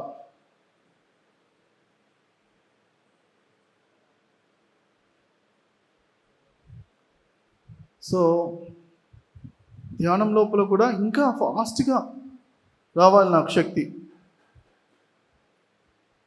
ఓకే, సో మనము ధ్యానం లోపల అలా బాగా ప్రాక్టీస్ చేసేవాడిని, రీసెర్చ్ చేసేవాడిని బాగా. ఎప్పుడు గూగుల్లో సెర్చ్ చేసేవాడిని, క్వికెస్ట్ వే టు ఎన్లైటన్మెంట్ అని, ఏంటి అని, ఎలా ఫాస్ట్గా ఎన్లైటెండ్ అవ్వాలి అని గూగుల్లో క్వశ్చన్స్ అడిగేవాడిని అనమాట అప్పట్లో. ఎవరికైనా ఉండిందా ఫాస్ట్గా మనం తొందరగా మనం ఎన్లైటన్మెంట్ అవ్వాలి, చాలా ఫాస్ట్గా అంటే సమయాన్ని మంచిగా ఉపయోగించుకోవాలి అని ఎంతమందికి అనిపిస్తుంది? సమయాన్ని చక్కగా సద్వినియోగపరచుకుని ఉన్న సమయంలోనే మంచిగా ఉపయోగించుకుని ముందుకు వెళ్ళగాలి అని ఎంతమందికి అనిపిస్తుంటుంది? వెరీ గుడ్, మీ అందరికీ కూడా heartful appreciations friends, very good, చాలా ఇంపార్టెంట్. ఏంటి ఇప్పుడు పరిగెత్తాలనుకోండి, పరుగు పందెంలో ఏం చేస్తాం? పరిగెత్తండి అనగానే పరిగెడతారు, వాడు గోల్డ్ మెడల్ వస్తుంది, సిల్వర్ మెడల్ వస్తుంది, మెడల్స్ వస్తున్నాయి వాళ్ళకి. మరి ధ్యానంలో కూడా ఎలా పరిగెత్తాలి? నేను ధ్యానంలో కూడా ఫస్ట్ రావాలనుకున్నాను. నేను చిన్నప్పటి నుంచి క్లాస్లో ఎప్పుడు ఫస్ట్ రాలేదు, చిన్నప్పటి నుంచి నాకు రావాలనుకోలేదు. అన్నయ్య చెల్లి ఎప్పుడు క్లాస్ ఫస్ట్ రావాలని ఎప్పుడు చదివేవాళ్ళు, క్లాస్ ఫస్ట్ రావాలి, సెకండ్ వస్తే అంతే వాళ్ళు ఇక వెళ్ళి టీచర్లతో అందరితో గొడవలు ఉండేవి. మమ్మీనే కొంచెం బ్యాలెన్స్ చేసుకుని, ఎందుకమ్మా లేదు మమ్మీ టీచర్ ఎందుకు నాకు 1 మార్క్ తక్కువ వేశారు, 100కు 100 రావాలి, 99 ఎందుకు వేసాను, నాకు ఇప్పుడు ఆన్సర్ కావాలి అని చెప్పి టీచర్లు వెళ్ళి మొత్తం పేపర్లు రివిజన్లు అవి అన్నీ చేయించేవాళ్ళు అన్నమాట. ఎందుకు నన్ను అలా చేస్తున్నారు, నన్ను తొక్కేస్తున్నారు, పక్కన వాడికి పార్షాలిటీ ఎందుకు, ఈ పక్షపాతం ఎందుకు, విప్లవం వర్ధిల్లాలనే వాళ్ళు అన్నమాట. ఒక్క మార్క్ తక్కువ వస్తాయి. అన్నయ్య చెల్లి ఇద్దరు ఊరుకునే వాళ్ళు కాదనమాట. ఒక మార్కు తక్కువ వచ్చా అంతే, లోకం అల్లకల్లోలం అయిపోయి క్లాసు మొత్తం స్కూల్ అంతా కూడా గగ్గోలు అనమాట. అట్లా చేసేవాళ్ళు. ఎవరు ఏం చెప్పినా ఊరుకునే వాళ్ళు కాదు. నాకు ఎందుకు తక్కువ వచ్చి నాకు ప్రూవ్ చేయండి, నా తప్పు అని చెప్పని నేను ఒప్పుకుంటాను, ఎందుకు నాకు తక్కువ వేశారు అనేవాళ్ళు అన్నమాట. అంత క్లియర్గా అంత పర్ఫెక్ట్గా ఉండేవాళ్ళు అన్నమాట. అలా నేను ఎప్పుడు క్లాస్ చిన్నప్పటి నుంచి ఎంఎస్సిలో చదివాను, కానీ ఎంఎస్సి లోపల ఒక్కసారి కూడా ఫస్ట్ రాలేదు. నేను ఎప్పుడు కూడా అనుకోకుండా కూడా రాలేదు. అడ్డమారి గుడి దెబ్బ అంటారు కదా, అడ్డిమారి గుడి దెబ్బ, అట్లా కూడా ఫస్ట్ రాలేదు. ఎప్పుడు రావాలనుకోలేదు, రాలేదు అంతే. నేను ఎప్పుడు కూడా ఎందుకు చదువుతారు వీళ్ళు ఇంత ఫస్ట్ రావడానికి, ఏదో సెకండ్ థర్డ్ వస్తే సరిపోద్ది కదా, ఏదో చదవకుండా రాసేస్తే సెకండ్ థర్డ్ వచ్చేసేది నాకు. ఎప్పుడు చదవలేదు నేను. క్లాస్లో చెప్పేది వినడం, విన్నదేదో రాయడం, అదే వచ్చేసేది. సరే, కానీ ధ్యానంలోకి వచ్చిన తర్వాత మాత్రం అనిపించింది అనమాట, ఎస్ ఇది ఇంపార్టెంట్. నా లోపల నుంచి ఒక రోజు అనిపించింది, జీవితంలో అత్యున్నతమైన గొప్ప పని ఏమిటి, ఉత్తమోత్తమైనది ఏమిటి అంటే ధ్యానం చేయడం అనిపించింది అన్నమాట. నాకు ఆ టైంలో అనిపించింది. లోపల నుంచి ఒక మెసేజ్, క్లియర్ ఫీలింగ్, క్లారిటీ వస్తుంటుంది. అప్పుడప్పుడు ఇది ఇలా చేద్దామని అనిపిస్తుంది. 100% లోపల నుంచి అనుమానం నుంచి అనిపించింది అన్నమాట. అలా అనిపించినప్పుడు మరి దీనిలో మాత్రం ఫస్ట్ రావాలనుకున్నా. ఓకే, ఫస్ట్ అంటే ఎవరితో, వేరే వాళ్ళతో పోటీ పడే, వేరే వాళ్ళతో అది కాదు, నాకు నేనే ఫస్ట్ రావాలంటే. అంటే నిన్నటికన్నా ఇవాళ ఇంప్రూవ్మెంట్ రావాలి అని. ఓకేనా, నిన్నటికన్నా ఇవాళ ఇంప్రూవ్మెంట్ రావాలి. నిన్న ధ్యానం కన్నా ఇప్పుడు ధ్యానం, పొద్దుగాల కన్నా ఇప్పుడు ధ్యానం ఇంకొంచెం శ్రద్ధగా చేయాలి. అలా అనమాట. ఇలా మరి ధ్యానంలో క్వాలిటీ పెరగాలి. ఏం పెరగాలి చెప్పండి? క్వాలిటీ పెరగాలన్నమాట. ఆలోచనలు 0 అవ్వాలి. మనం వింటూనే ఉన్నాం, ఆలోచన రహిత స్థితిలో చేసేది ధ్యానము, యోగా చిత్తవృత్తి నిరోధ, అన్నీ వింటున్నాం, కానీ ఏమవుతుంది, మన వల్ల అవ్వడం లేదు అన్నట్టుగా ఉండేది. అది సీనియర్ మాస్టర్స్ని అడిగితే కూడా చాలామంది సీనియర్ మాస్టర్స్ కూడా పర్వాలేదమ్మా, ఆలోచన అవ్వడం సహజమే అని సపోర్ట్ చేస్తుండే అప్పట్లో. నాకు కూడా పర్వాలేదులే అని అనుకుంటేనే కొంచెం 8.5 సంవత్సరాల వరకు నాకు ఆలోచనలు వస్తూనే ఉండేవి. 8.5 సంవత్సరాల తర్వాత నేను పట్టి ఆలోచన లేకుండా చేయడం అనేది నేర్చుకున్నాను అన్నమాట. అంత టైం పట్టింది నాకు. అప్పటి నుంచి క్వాలిటీ బాగా పెరిగిపోయింది అనమాట. అప్పటి వరకు ప్రయత్నించేవాడిని కానీ రాకపోయేది. అప్పటి వరకు ఎగ్జాంపుల్ కూడా లేకపోయేవాళ్ళు నాకు. ఎవరన్నా వచ్చి, ఏమండి నేను చేస్తున్నాను, ఒక గంట సేపు చేస్తే నాకు గంటకు గంట ఒక ఆలోచన లేకుండా చేయగలుగుతున్నాను అని నాకు చెప్పిన వాళ్ళు లేరు. మనం మనుషులం ఏంటంటే వేరే వాడిని చూసి నేర్చుకుంటాము, అవునా కదా? పక్కన వాడిని చూసి అరే వీడు ఇలా చేస్తుంటే మనం కూడా ఇలా చేయొచ్చు అనమాట నేర్చుకుంటాం. ఇలా చూపించేవాడే లేకపోతే ఎలా ఉండేది చెప్పండి? ఎవ్వరు కూడా చెప్పలేదండి నాకు. 2002లో వస్తే 2007 వరకు నాకు ఎవరు కూడా ఒక్కరు కూడా చెప్పలేదు. 5 సంవత్సరాలు ఆలోచన లేకుండా ధ్యానం చేస్తున్నా చెప్పిన వాడు లేరు నాకు. 5.5 సంవత్సరాల తర్వాత ఒక్కతను కనిపించాడు నాకు. అతను చెప్పాడు, నేను గంట సేపు చేస్తే గంట సేపు కూడా ఆలోచన లేకుండా చేస్తున్నాను అని ఒక్కతను చెప్పాడన్నమాట. కానీ ఎలా చేస్తున్నావు అంటే నేను చెప్పను అని చెప్పాడు. మళ్ళీ అతను కొంచెం పిఎస్ఎస్లో వచ్చాడు, కొంచెం ఎక్స్పీరియన్స్ చెప్తానే పక్కన వాడికి పంచుకునే అంత సీనియర్ మాస్టర్గా, కొత్త మాస్టర్ అనమాట. నేను చెప్పను అన్నాడు, సీక్రెట్ అన్నాడు అన్నమాట. ఇప్పుడు అట్లీస్ట్ చెప్పాడు కదా, అంటే నేను చేస్తున్నాను అని చెప్పాడు కదా, అది నాకు మోటివేషన్ అయిందన్నమాట. అంటే ఒకటి చేయగలుగుతున్నా అంటే మనం కూడా చేయగలుగుతామని మోటివేషన్ అయింది. తనకు ఒకసారి హృదయపూర్వకంగా తను నా గురువు అయ్యాడు, ద్రోణాచార్యులాగా. నాకు విద్య ఉంది కానీ నేను నీకు చెప్పను అన్నా అంటే ఏమైనాడు, ఏకలవ్యుడు తయారయ్యారా అవ్వలేదా? అట్లా ఏంటంటే నేను కూడా అరే తనకు వచ్చింది అంటే నాకు కూడా వస్తుందేమని ప్రయత్నించాలి అని నాకు అప్పటి వరకు ప్రయత్నించాలి అని అంత శ్రద్ధగా ప్రయత్నించాలి అంత కూర్చోలేదు ఎప్పుడు కూడా. ధ్యానం అంటే ఏదోలా చేద్దాంలే కానీ అప్పటి నుంచే శ్రద్ధగా, అరే నేను కూర్చుంటే ఆలోచన లేకుండా కూర్చోవాలి, శ్రద్ధగా చేయాలి అని అప్పటి నుంచి స్టార్ట్ చేశాను ప్రయత్నం. మనం లక్ష్యం, గోల్ ఓరియంటెడ్గా ప్రయత్నం చేశాను అనమాట. చేస్తే అప్పటి నుంచి నాకు ఒక 2007లో తెలిసింది. ఒక 3 years పట్టింది. 2010లో నాకు అప్పటి నుంచి ఇంకా ఆలోచన లేకుండా కూర్చోవడం కంప్లీట్గా నాకు వచ్చిందనమాట. ధ్యానం అంటే అరగంట సేపు చేస్తే అరగంట ఒక్క ఆలోచన లేకుండా, అది కూడా ఒక నెల రోజులు చేస్తే, రోజుకు అరగంట చొప్పున చేసినా కానీ నెల రోజుల్లో ఏ ఒక్కసారి కూడా 29 రోజులు ఆలోచన లేవు, 30 రోజు కూడా ఒకటో రెండో అంతే. అది కూడా తెలిసి ఈ ఆలోచన వస్తుంది తెలుసుకుని ఓకే కట్ చేసి మళ్ళీ అంత గ్రిప్ వచ్చిందనమాట. ఆలోచన రహిత స్థితిని పట్టు సాధించామన్నమాట కంప్లీట్గా. అప్పటి నుంచి ధ్యానము ఎప్పుడు కుదరడం, అంటే అప్పుడప్పుడు కుదరడం ఓకే, కానీ ఎప్పుడు కుదరడం అనేది స్టార్ట్ అయిందనమాట. సో మరి దానికి ఇప్పుడు ఒక చిన్న ఎక్స్పెరిమెంట్ చేద్దాం. ఒక 20 నిమిషాలు ధ్యానం చేద్దాము. 20 నిమిషాలు మీ అందరికీ కూడా ధ్యానం కుదరాలని నేను సంకల్పిస్తూ చేస్తున్నాం. ఓకేనా?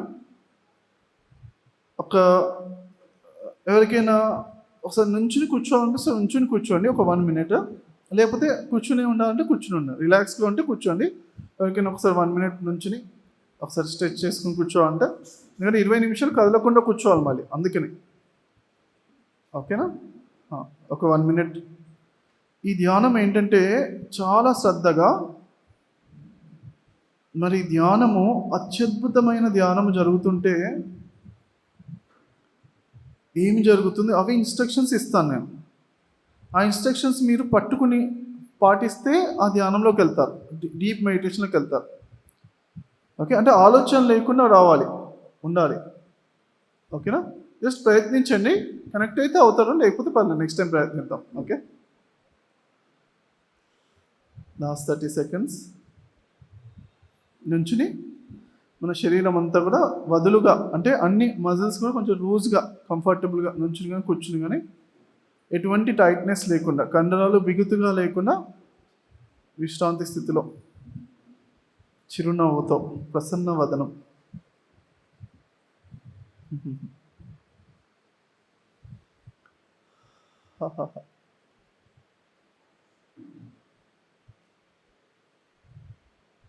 Last 10 seconds. 3 2 1 0. నేను 20 minutes అలారం పెడుతున్నాను.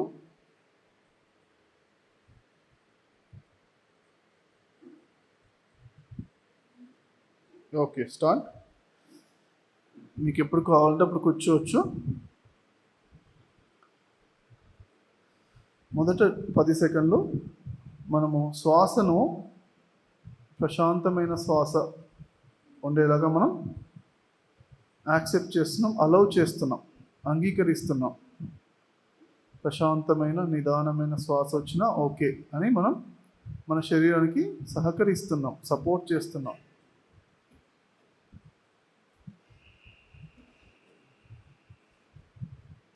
ఒక 10 seconds శాంతిమయ శరీరం, కళ్ళు ప్రశాంతంగా, నుదురు బ్రుకుటిముడి లేకుండా ప్రశాంతంగా, ప్రసన్న వదనం, చిరునవ్వుతో ముఖము, గొంతు మెడ కూడా ప్రశాంతంగా, భుజాలు చేతులు శాంతి స్థితిలో, విశ్రాంతి స్థితిలో, ఛాతీ కడుపు, పొత్తి కడుపు, వీపు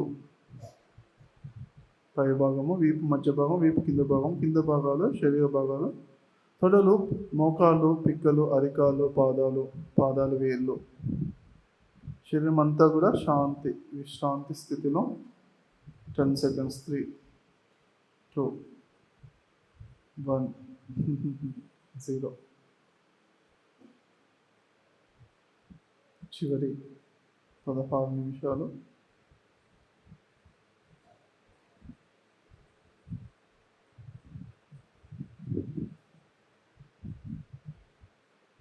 మ్మ్.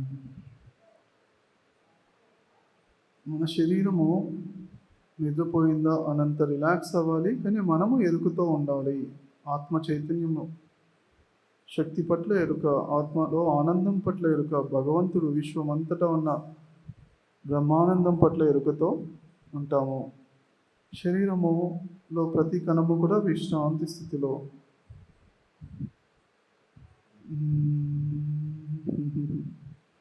ప్రతి కణము కూడా ఎంత రిలాక్స్ అయితే అంత ధ్యాన లోతులోకి వెళ్తాము కణకణము. కాబట్టి ప్రతి కణానికి మనము శాంతి స్థితిలోకి వెళ్ళడానికి ఒక చిన్న లాలిపాట పాడుతూ మనం ప్రతి కణాన్ని విశ్రాంతి స్థితిలోకి తీసుకెళ్దాము.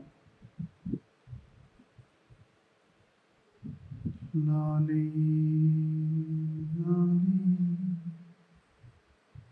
లాలి లాలి లాలి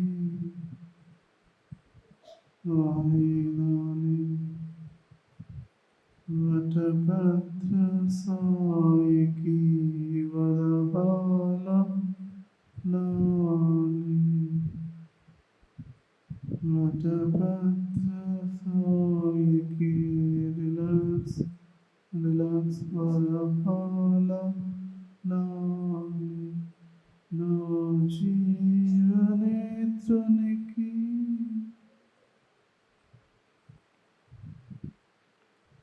నా జీవనేత్రునికి రతనాల లాలి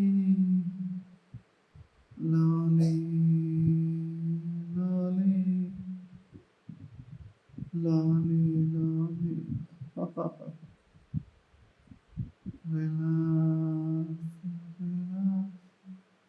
శాంతి.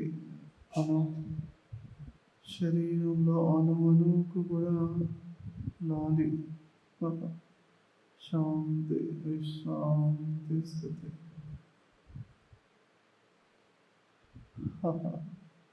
శరీరము, భౌతిక శరీరము శాంతిగా విశ్రాంతి స్థితిలో వెళ్తుంది. మనలోని శక్తి విశ్వశక్తితో కనెక్ట్ అయ్యి నాట్యం చేస్తుంది విశ్వం అంతటా.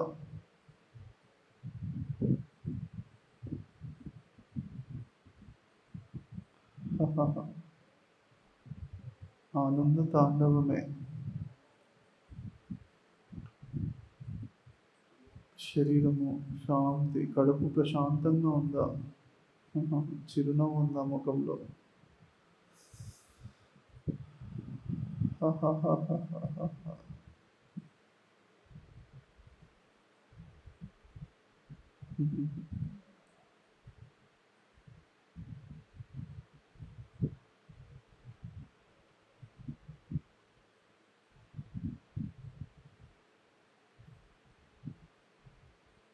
శాంతి, విశ్రాంతి, విశ్వశాంతి.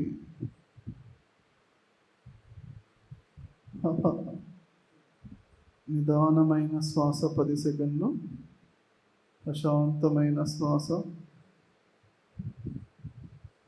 10 సెకండ్లు. శరీరం అంతా కూడా విశ్రాంతి స్థితి, కళ్ళు శాంతి విశ్రాంతి స్థితి, ముఖము, గొంతు, మెడ, భుజాలు శాంతిగా ఉన్నాయి. ఆరో చెక్ చేసుకుంటూ చేతులు, ఛాతీ, కడుపు, పొత్తి కడుపు శాంతి విశ్రాంతి స్థితి. ఇంకా విశ్రాంతి స్థితిలోకి వెళ్తున్న శరీరము, కాళ్ళు, మోకాళ్ళు, అరికాళ్ళు, పాదాల వేళ్ళు,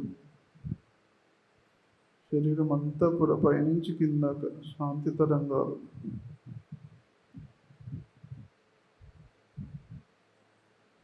చివరి 11 నిమిషాలు.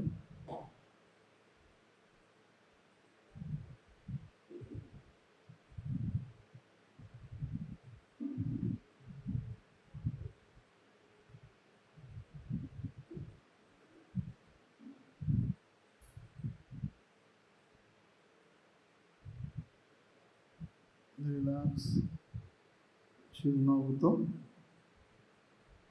హాయిగా నెమ్మదిగా కూర్చున్నాము. స్థిర సుఖాసనంలో అస్సలు కదలకుండా రాయిలాగా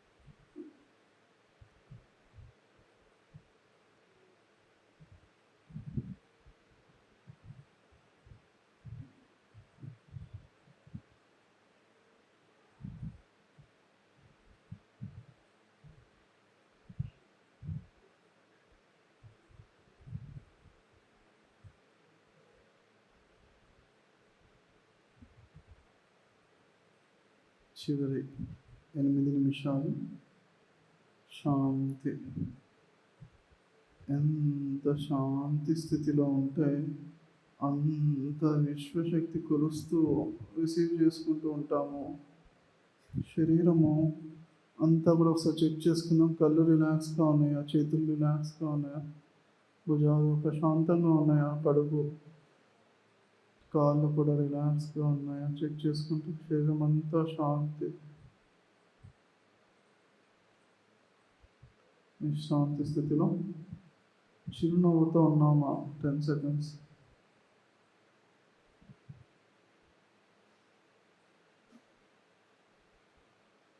ఆనందకరమైన చిరునవ్వు,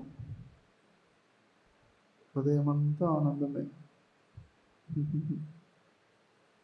మనలోని ఆనందం విశ్వం అంతరికి పంచుతున్నాం, విశ్వానికి అంతరికి.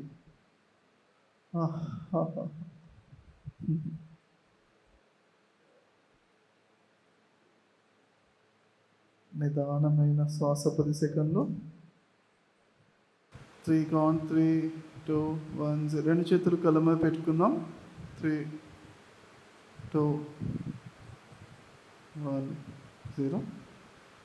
మనం చేసిన ధ్యానానికి హృదయపూర్వకంగా క్లాప్స్ కొడుతూ very good, very good, very good, wonderful, wonderful, very good, very good, very good, wonderful, very good friends. So ఇప్పుడు ధ్యానం చేశాం కదా, మన లోపల శక్తి వస్తుందన్నమాట, బాగా పెరిగిపోద్ది. అయితే శక్తిని కూడా గమనిస్తే ఇంకా పెరుగుతుందన్నమాట. కాబట్టి మనం చేసిన ధ్యానాన్ని ఒకసారి మన శక్తిని గమనిద్దాం. అందరం రెడీనా? సో చేతుల దగ్గరికి దూరమని ఇలా హైటెన్.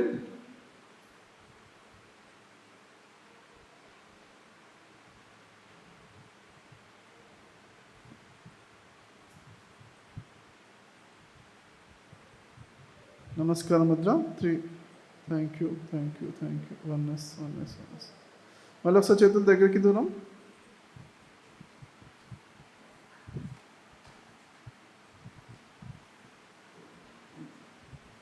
హైటెన్.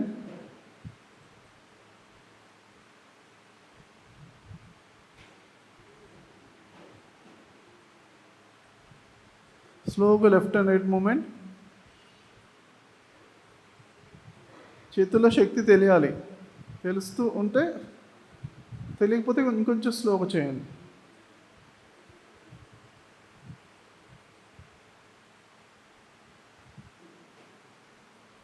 Thank you. నమస్కారం Mudra. Thank you, thank you, thank you. Oneness, oneness, oneness. Thank you. ఎంతమందికి చేతుల్లో శక్తి తెలుస్తుంది? హ్యాండ్ రైస్ చేయండి. చాలామందికి తెలుస్తుంది. Very good. ఎంతమందికి తెలియలేదు? హ్యాండ్ రైస్ చేయండి. ఒక 4 మాత్రం తెలియలేదు. ఓకే. సో ఈ శక్తిని గమనిస్తే ఏమవుతుంది? పెరుగుతుంది. శక్తి పెరగాలంటే ఏం చేయాలి? గమనించాలి. సో మనం ధ్యానం చేసే టైంలో ధ్యానం చేస్తూ మిగతా సమయంలో శక్తిని గమనిద్దాం అన్నమాట. ఓకేనా? ఎంతమంది రెడీ? ఈ 3 రోజులు కూడా శక్తిని గమనించి బాగా పెంచుకోవడానికి ఏం చేయాలి? శక్తిని గమనించాలి. అప్పుడప్పుడు శక్తిని గమనించమని చెప్తాను. ఓకేనా? సో ఎంతమందికి ఈ ధ్యానం మంచిగా కుదిరింది, డీప్గా వెళ్ళారు? హ్యాండ్ రైస్ చేయండి. వెరీ గుడ్, వండర్ఫుల్ క్లాస్ మీ అందరికీ. కంగ్రాచులేషన్స్, చాలామంది వెళ్ళారు.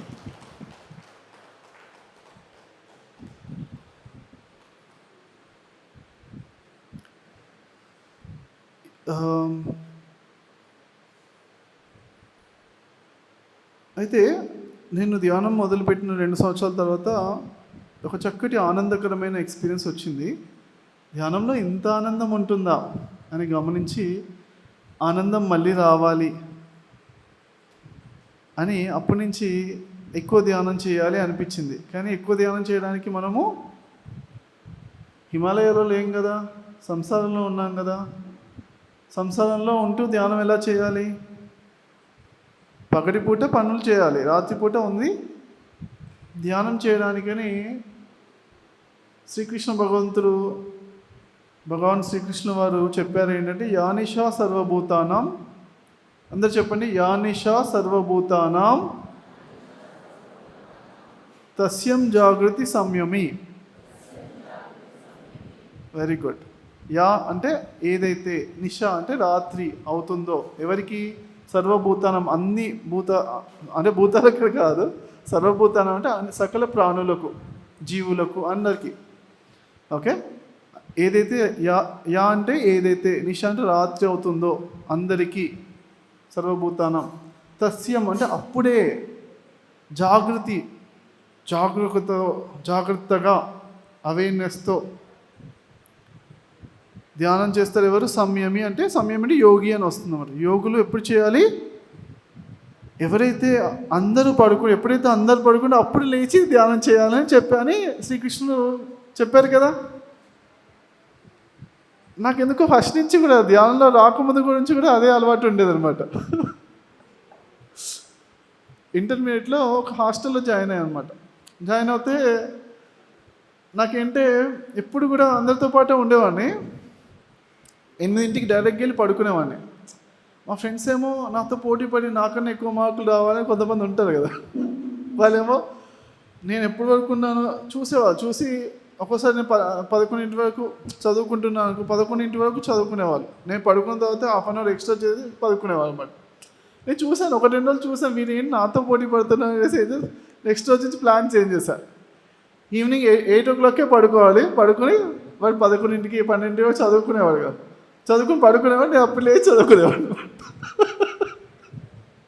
ఓకే, సరదాగా. ఓకే, వేరే వాళ్ళు మనం చదివేటప్పుడు వేరే వాళ్ళు ఎందుకు చూడాలి అనిపించేది, ఎందుకో అప్పట్లో అలా ఎక్స్పెరిమెంట్ చేసేవాడిని అనమాట. ఓకే, అది కూడా పెద్దగా చదవకపోయాను, కానీ ఆ ఎగ్జామ్స్ టైంలో కొంచెం ఎగ్జామ్స్ ముందట హాస్టల్లో కొన్ని రోజులు మమ్మీ ఏంటంటే చిన్నప్పటి నుంచి కూడా చెప్పేదన్నమాట, అందరు పేరెంట్స్ లాగా నేను మిమ్మల్ని చదవండి అనను. నాకు అలాంటి పిల్లలు కూడా లేరు యాక్చువల్గా. అన్నయ్యను చెల్లి మమ్మీ చదవాలి అనుకునేంతలో వీళ్ళు పుస్తకం పట్టుకుని చదివేసేవాళ్ళు. మమ్మీకి టెన్షన్ లేదు వాళ్ళిద్దరి విషయంలో. ఎందుకంటే మా మమ్మీ వాళ్ళకి దగ్గరికి వెళ్ళి ఏం చదువుతారు, నైట్ 1 అయిందో పడుకోరా అంటే, అన్నయ్య చదువుతాను, అదే మార్నింగ్ 4 అయిందో పడుకోరా అని చెప్పేది అన్నయ్యకి చెల్లికి. అరే ఎందుకు ఇంత చదివి ఎందుకు, నాన్న ఆరోగ్యం కూడా ఇంపార్టెంటే కదా. అన్నయ్యకి చెల్లికి అట్లా చెప్పేది. మరి నాకేంటంటే నా విషయంలో ఏంటంటే మనం చదివే టైప్ ఏం కాదు, ఇంట్లో చదివే టైప్ ఏం కాదు. కానీ మమ్మీకి చెప్పాలనిపించేది, కొంచెం కంగారు వచ్చేస్తుంది అన్నమాట. ఎగ్జామ్స్ వచ్చి ఒక 1 month ముందటే, 10th క్లాస్ కానీ ఇంటర్మీడియట్ కానీ ఎగ్జామ్స్ 1 month 2 months ముందటో అనేది అనమాట. కొంచెం ఏంటంటే తను ఏంటంటే అందరికీ చెప్పేది, చుట్టుపక్కల మిగతా వాళ్ళందరూ చెప్పేది, మా పిల్లలకి చెప్పాల్సిన అవసరం లేదు, వాళ్ళే చదువుకుంటారు అని చెప్పేది అనమాట. ఎందుకంటే అన్నయ్య చెల్లి ఇద్దరు అట్లా ఉన్నారు కదా. కానీ నా విషయంలో ఏంటి, తనకు చెప్పాలనిపించింది కానీ చెప్తే మళ్ళీ ఎందుకు స్ట్రెస్ ఇవ్వాలి, వద్దులే, వాళ్ళంతా వాళ్ళే చదువుకోగా చెప్పద్దు మరవ అని ఉండేది అన్నమాట. ఉంటే ఏమనేది అంటే సరే అనేసి, నాన్న ఎగ్జామ్స్ టైం వస్తుందిగా నువ్వే ఫ్రెండ్స్ దగ్గరికి వెళ్ళి చదువుకోవాలని పంపించేసాను అనమాట. 10th క్లాస్ నుంచి అంతే. ఓకే, తర్వాత ఇంటర్మీడియట్లో హాస్టల్లో ఒక 3 ఎగ్జామ్స్ ముందట 3 months మాత్రం హాస్టల్లో ఉన్నాను అనమాట. అలా ఉన్నప్పుడు అట్లనే ఏంటంటే నైట్ పూట మనం మంచిగా ఉపయోగించుకోవాలన్నమాట. ఓకే, ఒక సెంటెన్స్ ఉంది, స్పర్ధయే వర్ధతే విద్య. చెప్పండి ఒకసారి, స్పర్ధయే వర్ధతే విద్య. అంటే కాంపిటీషన్ ఎన్విరాన్మెంట్ వల్ల మన లోపల విద్య పెరుగుతుంది అని ఉందన్నమాట. మరి ఈ సెంటెన్స్ చెప్పినట్టు ఉపయోగించుకోవాలా ఉపయోగించుకోవద్దా మనం? అంటే స్ట్రెస్ఫుల్గా మనం ఏదో స్ట్రెస్ అయ్యి వేరే వాడిని స్ట్రెస్ఫుల్ అలా కాదు, సరదాగా కాంపిటీషన్ అనమాట. వాళ్ళకు మనకు ఎవరు ఎక్కువ మెడిటేషన్ చేస్తాం. మీకు నచ్చింది మెడిటేషన్, డబ్బు సంపాదించే కొంతమందికి ఉంటుంది, లేకపోతే ఏదో ఒకటి, ఎవరికి ఏది ఇష్టమైతే వాడిపైన పట్టు సాధించాలి, కాంపిటీషన్ పెట్టాలి, ఛాలెంజ్ చేసుకోవాలి సరదాగా, అంతేగాని స్ట్రెస్ఫుల్గా కాదు. అప్పుడు మన లోపల విద్య పెరుగుతుంది. విద్య విషయంలో చేయాలి అని చెప్పారన్నమాట. ధ్యానం కూడా ధ్యాన విద్యనే కదా, ధ్యానం అంటే ఆత్మ విద్యనే కదా. శ్రీకృష్ణుడు ఏమన్నారు, అన్ని విద్యల్లోకి నేను ఏ విద్య అని చెప్పారు? ఆత్మ విద్య అని చెప్పారు. అంటే అన్ని విద్యల్లో గొప్ప విద్య ఆత్మ విద్య అని చెప్పారు. కాబట్టి ఇది రాత్రిపూట ఉంది సమయాన్ని ఉపయోగించుకో. పగటంతా జాబ్ చేస్తున్నాం అని పనిలో బిజీ ఉంటున్నాం, టైం ఉండట్లేదు ఎక్కువ పగటిపూట. ఓకే, ఇలాంటి వర్క్షాప్స్కి మీరు వచ్చారు అంటే, ఈరోజు ఏం వారము, ఫ్రైడే నాడు వచ్చారు అంటే మీ లోపల కొంచెం జాబ్ టెన్షన్ అవన్నీ లేని వాళ్ళే వచ్చారు. మీ అందరూ అదృష్టవంతులు. ఓకే, మీ అందరూ అదృష్టానికి ఒకసారి క్లాప్స్ కొడదామా? ఎంత అదృష్టవంతులో. నాకు అప్పట్లో అంత అదృష్టం లేకపోయేది. జాబ్ చేసుకోవాలి, సాటర్డే సండే వచ్చేది, అది కూడా అప్పుడు చేసుకునేవాడిని. సాటర్డే సండే వీకెండ్లోనే చేసుకునేవాడిని. ఫ్రైడే నాడు ఆప్షన్ లేకుండేది. ఓకే, ఓన్లీ రాత్రిపూట మాత్రమే ధ్యానం చేసుకునే సమయం ఉండేది నాకు, అంతే. ఎప్పుడైతే మరి ఒక మనిషి ఒక గొప్ప శక్తి ఉంటుందన్నమాట. ప్రతి మనిషికి ఒక శక్తి ఉంటుందన్నమాట. వరాన్ని శాపంగా అన్న చేయొచ్చు, శాపాన్ని వరంగా అన్న చేసే శక్తి ఉంటుందంట మనుషులకు. ఏముంటుంది చెప్పండి? వరాన్ని శాపంగా అన్న చేయొచ్చు, శాపాన్ని వరంగా కూడా చేసే శక్తి ఉంటుందంట. మార్చే శక్తి ఉంటుంది. ఏముంటుంది? ఏం శక్తి ఉంటుంది? మార్చే శక్తి ఉంటుంది అనమాట.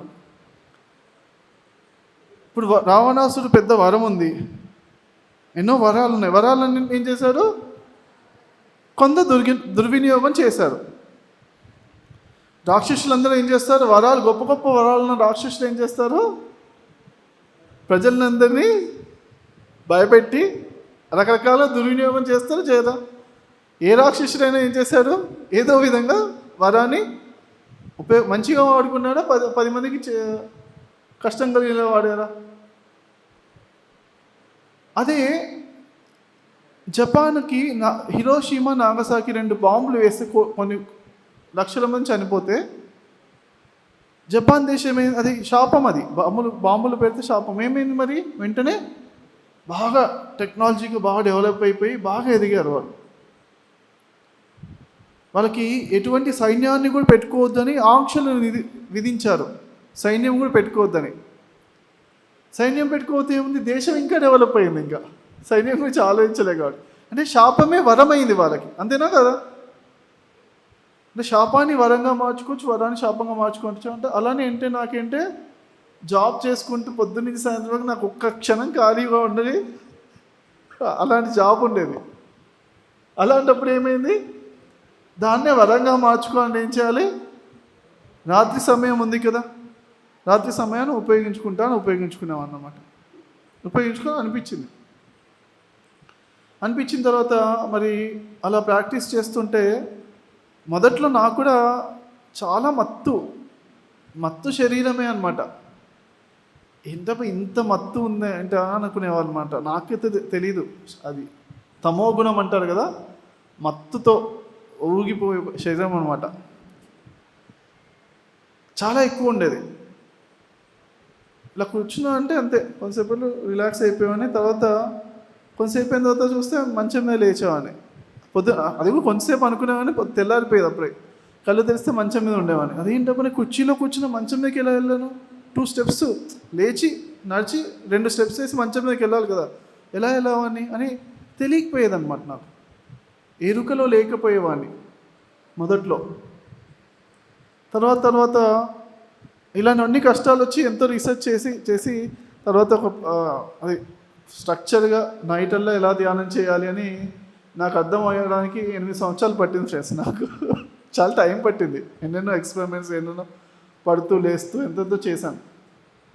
ఓకే, ఆ పర్ఫెక్షన్ రావడానికి 8 సంవత్సరాలు పట్టిందండి. పర్ఫెక్షన్ అంటే రాత్రుల్లో కిందనే కూర్చుని స్ట్రైట్గా కూర్చుని బాగా రిలాక్స్ అవ్వాలి, శరీరం రిలాక్స్ అవ్వాలి, కానీ స్ట్రైట్గా కూర్చోవాలి.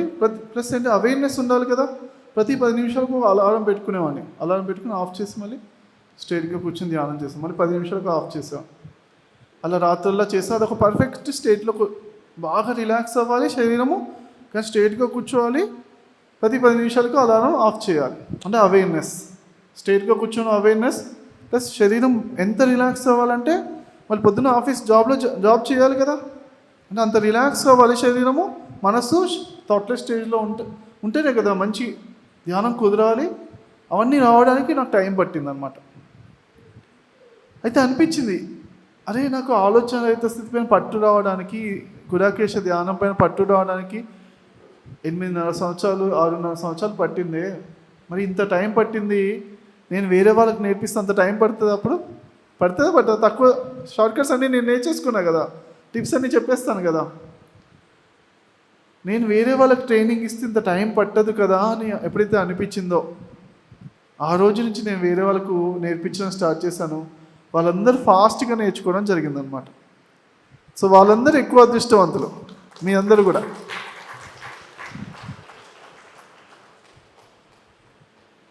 సో ఫ్రెండ్స్, కొంతమంది గుడాకేశ మాస్టర్స్ ఎక్స్పీరియన్స్ తీసుకుందాం మనం. ఓకే, మనకు ½ అన్ అవర్ టైం ఉంది. ఇప్పుడు ఎవరైతే 40 days కంప్లీట్ అయ్యారో వాళ్ళందరూ స్టేజ్ మీదకి రండి. 40 days గుడాకేశ కంప్లీట్ అయిన వాళ్ళందరూ స్టేజ్ మీదకి రండి. మీరు ఒక్కొక్క 2 minutes ఎక్స్పీరియన్స్ చేయొచ్చు అందరూ. ఓకే, 20 members ఎత్తారు కదా, చెప్పారు కదా, అందరూ వచ్చేసాయండి. జెంట్స్లోంచి కూడా 40 days కంప్లీట్ అయిన వాళ్ళు రండి. ఎవరన్నారు జెంట్స్లో ఎవరున్నారు కంప్లీట్ అయిన వాళ్ళు? చేసావన్నా నువ్వు వచ్చేసా ఇంకా వచ్చేసాను హరి గారు. ఇంకెవరైతే కంప్లీట్ చేస్తారో అందరూ రండి. ఓకే, ఒక్కొక్కరు ఒక్కొక్క 2 to 3 minutes చెప్తారు, ఎక్స్పీరియన్స్ షేర్ చేస్తారు. అని విందాము ఒకసారి. ఎక్కడ వాళ్ళు నుంచుని చెప్తారా, కూర్చుని చెప్తారా? ఎక్కడైనా పర్లేదు, కింద అక్కడ నుంచుని చెప్తే బెస్టా? సరే, ఓకే అండి. ఒక్కొక్కరు అలా కిందికి ఈ ప్లేస్లో అంటూ నుంచోండి. ఇక్కడ ఒక్కొక్కరు, మిగతా వాళ్ళు కూర్చోండి, పైన కూర్చోండి. ఫస్ట్ ఎవరు చెప్తారు? మేడం వీళ్ళు.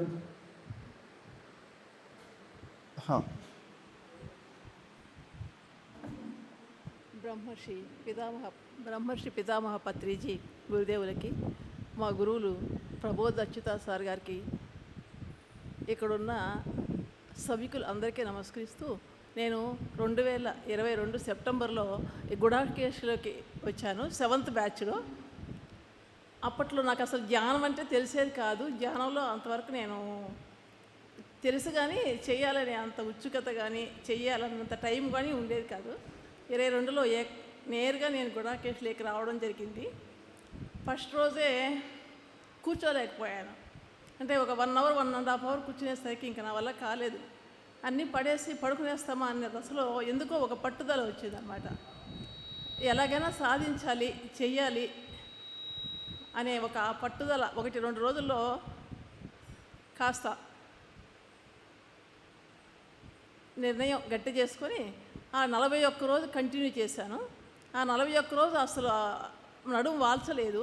ఆ 41 రోజు ఇప్పటికీ దాదాపు 2.5 సంవత్సరం అయింది. ఇంతవరకు నేను అసలు బెడ్ మీద పడుకోవడం కానీ నడుము వాల్చడం కానీ లేకుండా అట్టే కంటిన్యూ చేస్తున్నాను. దాదాపు ఇప్పటికి 7 బ్యాచ్లు కోర్స్ అయ్యింది. ఇప్పటికి కూడా నేను అట్లే చేస్తున్నాను. దీనికి అంతటికీ కేవలం మా ప్రభు సార్ యొక్క ఆశీస్సులు, ప్రోత్సాహము, ఆయన అనుగ్రహంతోనే మేము ఇంత గాడికి లాక్కొని వస్తున్నాము. దీనివల్ల నాకేమంటే చాలా ఆరోగ్య పరిస్థితులు కూడా మెరుగైనాయి. మామూలుగా స్పాండిలిసిస్ ప్రాబ్లంతో ఎక్కువసేపు కూర్చోలేకుండా నిలబడలేకుండా ఉండేదాన్ని. ఆ ప్రాబ్లమ్స్ అన్నీ కూడా తగ్గడం, ఆరోగ్య పరిస్థితి బాగా మెరుగుపడింది. ఆ పీస్ఫుల్, ప్రశాంతత అనేటివన్నీ దీంట్లో నేను గ్రహించగలిగాను అనమాట. ఇది ఎప్పటికీ ఇలాగే కొనసాగాలని, ఈ గుడాకేశగానే చివరి శ్వాస వరకు నిలవాలని, దానికి మా గురువు గారి ప్రబోధ్ సార్ గారి ఆశీస్సులు కావాలని ఆశిస్తూ, thank you sir. Thank you. ఇక్కడ అందరికీ మాస్టర్స్కి అందరికీ నమస్కారం. ప్రభు సార్కి చాలా నమస్కారాలు. నేను డైరెక్ట్ గుడాకేశకే వచ్చానండి. ఇక్కడ ధ్యానము వేరే ఇంతకుముందు ఎప్పుడు చేయలేదు. నాకు శశి మేడము మా ఇంట్లో ఉండి చాలా రోజులు నా పెద్ద కూతురులాగా ఉండేది. తను ఆమె ధ్యాన పరిచయం చేసింది.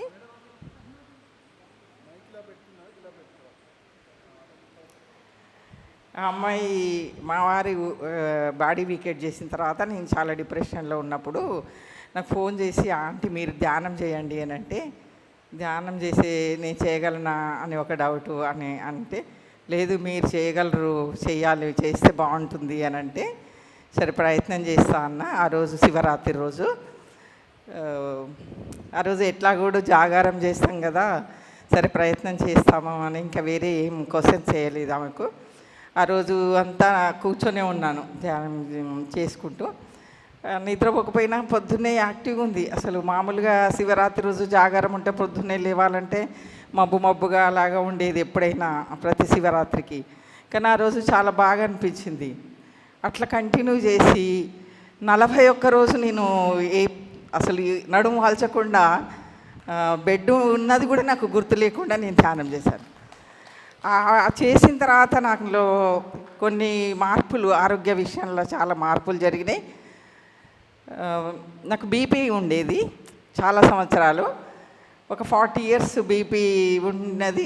నేను అనుకున్నా ఇంక నేను టాబ్లెట్స్ వేసుకోకుండా చేయాలి, డాక్టర్ దగ్గరికి ఎందుకు, నేను టెస్ట్ చేసుకుందామని చెప్పి నాకు నేనే టెస్ట్ చేసుకున్నా. వేసుకోకపోతే ఎలా ఉంటాను, ఈరోజు వేసుకోను అని అనుకొని మెల్లమెల్లగా డోస్ అన్నీ తగ్గించుకుంటూ నెమ్మదిగా నేను ఇప్పుడు టాబ్లెట్స్ వేసుకోనండి. నేను 2021లో ధ్యానంలోకి వచ్చాను. బెంగళూరుకి వర్క్షాప్ పోయినాము. సార్కి చెప్పాను, సార్ నేను టాబ్లెట్స్ వేసుకోవట్లేను అని అంటే అట్లా సెషన్లో చెప్పించారు. తర్వాత కన్ను ఆపరేషన్ చేయించుకుంటే ఈ ఒక్క కన్నే చేయించుకున్నానండి. ఇప్పటివరకు నేను కన్ను ఆపరేషన్ చేయించుకోలేదు. నేను బుక్స్ బాగా చదువుతున్నాను, మంచిగా కనిపిస్తున్నాయి. చేసుకున్న దానికంటే చేసుకొని కన్నే చాలా బాగా అనిపిస్తుంది. ఇంకొక ఈ విషయం ఏంటంటే, నేను మిషన్ కుడతానండి.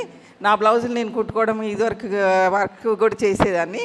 సూదిలో దారం పెట్టాలంటే మా అమ్మాయినో మా అబ్బాయినో పిలిచి నాన్న ఇలా పెడదు అని అంటే, ఇప్పుడు వెంటనే పెట్టేస్తున్నా. అసలు ఈ రీసెంట్గా ఇప్పుడు తెలిసింది అదొక విషయం.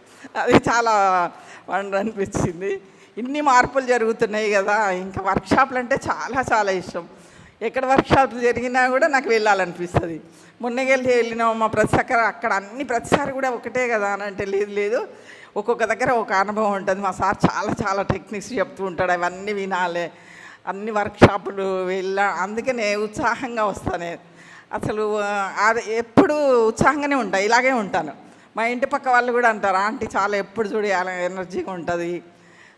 నా పనులన్నీ నేను చేసుకోవడం, కూరగాయలు చిన్న ఆకుకూరలు పండించుకోవడం, కూరగాయలు పండించుకోవడం, మాది అపార్ట్మెంట్ అయినా సరే తోటలలో అలా పెట్టుకొని అవి చేసుకోవడం, ఏదో ఒక పని కల్పించుకోవడం, బుక్ చదువుకోవడము, ఇంకా ఇలా అన్నీ టైంపాస్ చేస్తే అసలు బోర్ అనేది టైము తెలియకుండా అలా గడిచిపోతుంది.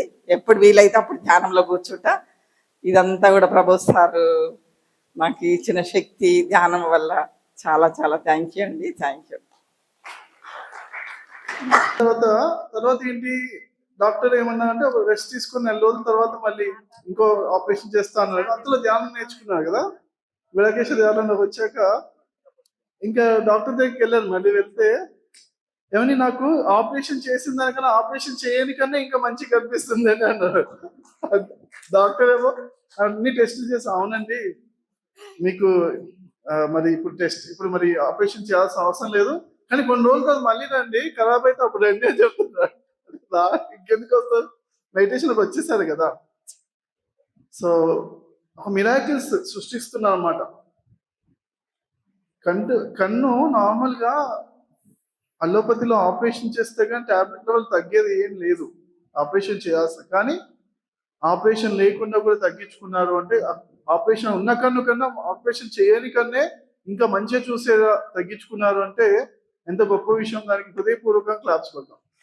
అలానే మరి 40 సంవత్సరాలుగా బీపీ టాబ్లెట్ ఒక్కరోజు మానకుండా వేసుకున్న ఆవిడ మానితే ప్రాబ్లం వచ్చేసి మళ్ళీ డోస్ పెంచేసి అన్నీ వేసుకోవాలి. 40 సంవత్సరాలు వేసుకున్న ఆవిడ ధ్యానంలోకి వచ్చాక తనకు తను తగ్గించుకున్నారు అంటే ఎంత గొప్ప విషయం ఫ్రెండ్స్. ఓకే, చాలా హృదయపూర్వకంగా క్లాప్స్ కొడతాం. బ్యాలెన్స్ లోపల నుంచి తెచ్చుకుని తగ్గించుకోవడం గొప్ప విషయం. టాబ్లెట్లో తగ్గించుకుంటే ఏముంది, సైడ్ ఎఫెక్ట్స్లో ఇంకో విధంగా ఎక్కడో చోట వస్తుంది. సైడ్ ఎఫెక్ట్స్ వస్తాయి. ఇంకో ప్రాబ్లంగా బీపీ టాబ్లెట్స్, షుగర్ వస్తుంది, షుగర్ టాబ్లెట్స్, ఇంకా పెద్ద పెద్ద వ్యాధులే వస్తున్నాయి. కానీ వ్యాధులు తగ్గించడానికి కాదు టాబ్లెట్లు. వ్యాధులు టెంపరీగా రోజు తగ్గే, కొంతవరకు తగ్గడానికి 2-3 గంటలు కాదు తగ్గడానికి, కానీ పర్మనెంట్గా తగ్గడానికా చెప్పండి టాబ్లెట్స్ ఏంటంటే జీవితాంతం వేసుకోవాలనే ఉద్దేశంతో వాళ్ళు తయారు చేశారు. అంతేనే కదా? అగ్రి చేస్తారు చేయరా? అది వాళ్ళ మోడల్. అదా వాళ్ళు ఏంటంటే వాళ్ళ బిజినెస్ మోడల్ అన్నమాట. ఆ బిజినెస్ మోడల్ కూడా మనం మెచ్చుకోవాలి వద్దా? క్లాప్స్ కొట్టండి. చేస్తే అలా చేయాలి, బిజినెస్ చేయాలి. ఒకసారి వాడిన వాడు జీవితాంతం మా దగ్గర వచ్చేసేవాడికి డబ్బులు ఎక్కువ వస్తాయి రావా. కానీ సర్జరీ విషయంలో అలోపతిలో మెచ్చుకోవచ్చు. సర్జరీ విషయంలో అవసరమైనప్పుడు సమయానికి ఏమైనా ఎముకలు విరిగిన ఏమైనా వెంటనే సర్జరీ చేసి, హార్ట్ ప్రాబ్లమ్స్ వచ్చినా వెంటనే సర్జరీ చేస్తారు. కానీ అసలు హార్ట్ ప్రాబ్లమే రాకుండా ఉండాలంటే ఏం చేయాలి మాత్రం, అది వాళ్ళు చెప్పినా మిగతా వినరు. చెప్తారు ఫస్ట్, ఎక్కడో చోట ఎవరో మంచి డాక్టర్లు కూడా ఉంటారు, ఇవి చేయండి, మంచి ఫుడ్ తిని ఇలా చెప్తారు. కానీ ఎక్సర్సైజ్ చేయాలి అన్నమాట. ఇండియాలో ఏంటంటే ఎక్సర్సైజ్ ఎంతమంది చేస్తున్నారు రోజు ఎక్సర్సైజ్? నేను కనీసం అరగంట ఎక్సర్సైజ్ చేసిన వాళ్ళు ఎంతమంది ఉన్నారు చెప్పండి. పోనీ ఎంతో కొంత 20 నిమిషాలైనా చేస్తున్న వాళ్ళు ఎంతమంది ఉన్నారు? 20 minutes అన్నా. వీళ్ళందరికీ క్లాప్స్ కొడతారు. Okay, very good. ఎక్సర్సైజ్ కూడా చాలా ఇంపార్టెంట్. ఓకే, ఎక్సర్సైజ్ చేయాలి. కానీ ధ్యానంలో ఆలోచన రహిత స్థితి వచ్చే వాళ్ళకు చేయకుండా పర్వాలేదు అంటారు, కానీ మిగతా వాళ్ళందరూ చేసుకోవాలి. ఓకేనా? మేధావులు ఎక్సర్సైజ్ చేయకుండా పర్వాలేదు. చెప్పండి, ఎవరు చేయకుండా పర్వాలేదు? మేధావులు, అపర మేధావులు ఎక్సర్సైజ్ చేయకుండా పర్వాలేదు. ధ్యానంలో ఆలోచన లేకుండా కూర్చున్న వాళ్ళు అంటే అపర మేధావులు అన్నట్టే. వాళ్ళకు కూడా వస్తాయి క్లాప్స్ కదా. ఎంతమందికి ఇక్కడ ధ్యానం లోపల ఆలోచన టెన్షన్ లేదండి, హ్యాపీగా ఆలోచన అయితే స్థితిలో మంచి పట్టు సాధించాం అన్న వాళ్ళు చేతులు ఎత్తండి. ఆలోచన అయితే మంచి పట్టు సాధించాం, మంచిగా చేతులు ఎత్తండి. చూడండి, వీళ్ళని చూడండి, ఎంతమంది చేతులు ఎత్తారు. ఇంతమంది పట్టు సాధించారు. వీళ్ళందరూ మరి మేధావుల కన్నా గొప్ప వాళ్ళు, బుద్ధులు. వీళ్ళందరికీ క్లాప్స్ కొడతాం. చాలా గొప్ప విషయం. Very good madam, experience.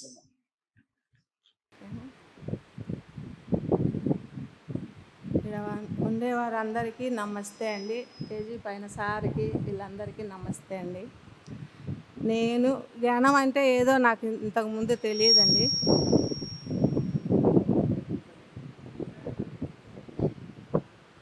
ధ్యానం అంటే నాకు ఇంతకుముందు తెలియదు.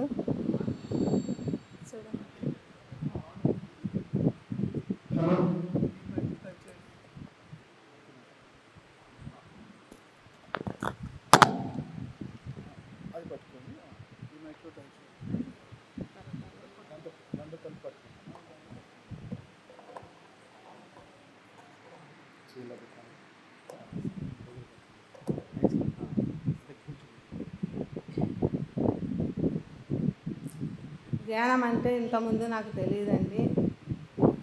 రెండోసారి కరోనా వచ్చినప్పుడు మా ఆయన చనిపోయినాడు.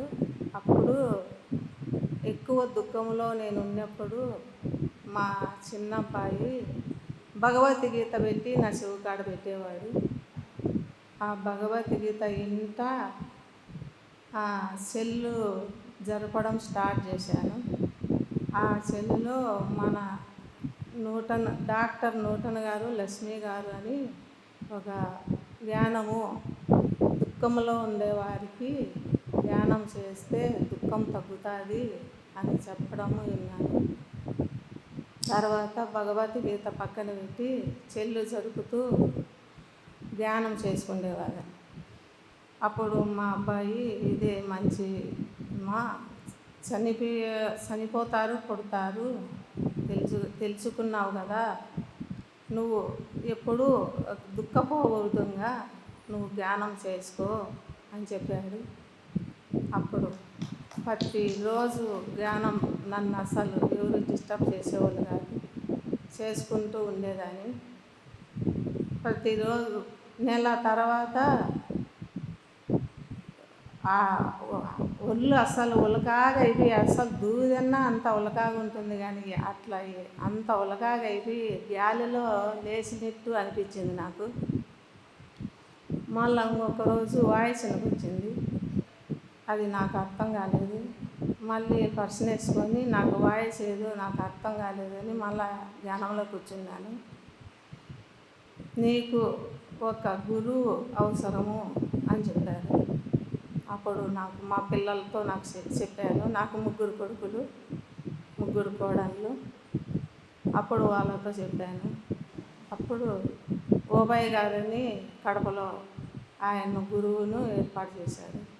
ప్రతిరోజు మా ఇంటికి వచ్చి ధ్యానం చేసి పోయేవాడు. ఆ ఈదులో వాళ్ళందరినీ నేను కూర్చోబెట్టాను. గురువు వచ్చే లోపల ఆ ఈదులో వాళ్ళందరినీ నేను కూర్చోబెట్టేదాన్ని ధ్యానానికి. ఆ విధంగా సాగిపోయింది. తర్వాత రాత్రిలో ఇది దుఃఖం తగ్గడానికి ఇంకా బాగా చేసుకోవాలని నాకు పట్టుదల పెరిగింది. రాత్రిలో కూర్చొని సాగాను. నాకు తెలియకుండానే రాత్రంతా కూర్చొని 1 సంవత్సరము రాత్రంతా ధ్యానం చేశాను. నాకు యార్సెల్ ట్రావెల్ అనేది బాగా జరిగింది. నాకు బాగా అనిపించింది. ఎంత బాగుంది ఇది, రోజు వస్తే బాగుంటుంది అని నేను యార్సెల్ ట్రావెల్ చేసి బాగా చేసుకునేదాన్ని.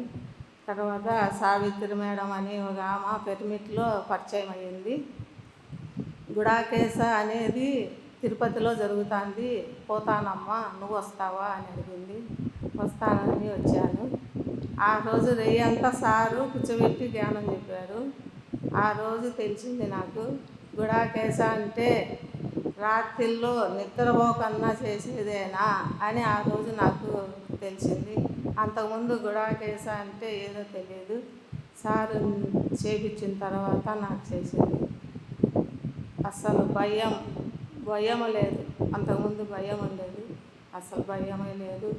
సంతోషంగా ఉన్నాను, ఆరోగ్యంగా ఉన్నాను. 4 ఏళ్ళు అయింది. నేను దేని విషయంలో కూడా మాత్ర వేసుకొని 4 ఏళ్ళు అయింది. ఆరోగ్యంగా ఉన్నాను. ఇది ఎప్పటికీ ఈ ధ్యానం వదలను. ఇంకా కొంతమందికి నేర్పించే నాలాగా దుఃఖంలో ఉండే వాళ్ళందరినీ బయటపడేయాలనేదే నా ఉద్దేశం. Thank you sir.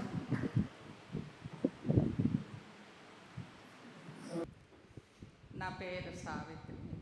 నేను కడప నుంచి వచ్చాను. బ్రహ్మర్షి సుభాష్ పత్రి గారికి, ప్రభోజత్ మాస్టర్కి నా హృదయపూర్వక నమస్కారములు. ఇక్కడున్న అందరి మిత్రులకు నా వందనాలు.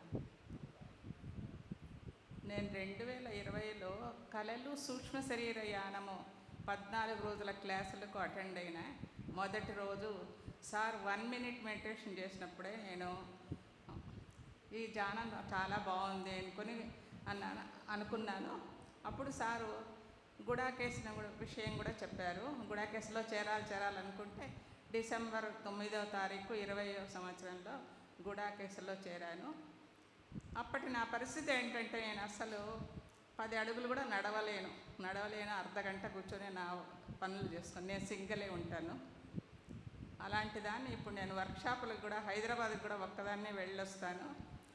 దాదాపు వీలైనన్ని వర్క్షాపులకు నేను అటెండ్ అవుతుంటాను. ఈరోజు నేను ఇలా ఉన్నానంటే గుడాకేశ్ ధ్యానం వల్లనే. నేను 2008 నుంచి ధ్యానం చేస్తున్నాను కానీ నాలో అంత మార్పు లేకుండా ఉండేది.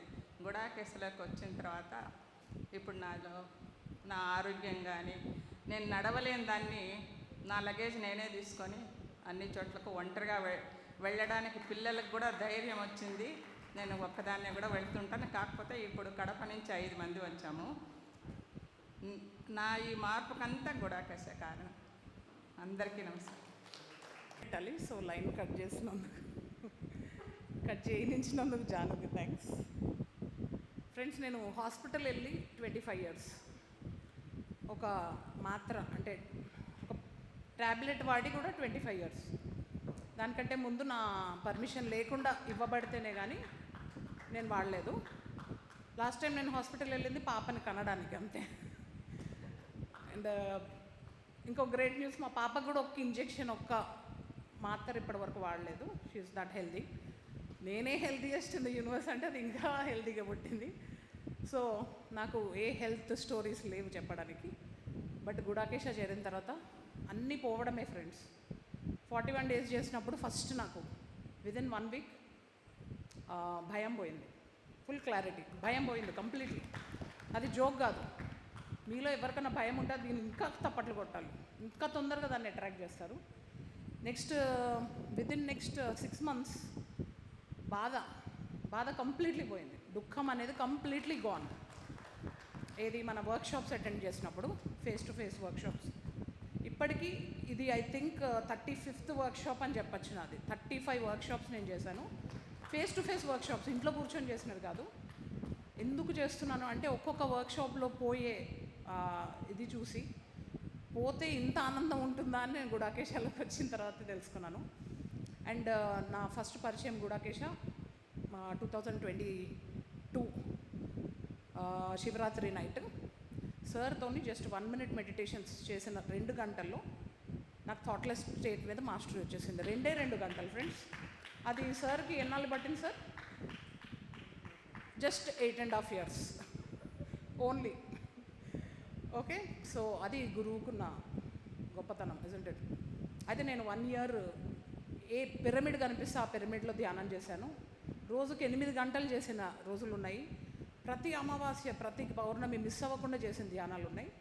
కానీ గంట కూర్చుంటే 5 నిమిషాలు థాట్లెస్ స్టేట్. అసలు అది గొప్ప. ఇక 5 నిమిషాలు వచ్చిందంటే ఇంటికి నేను బ్లిస్ఫుల్గా వెళ్ళేదాన్ని.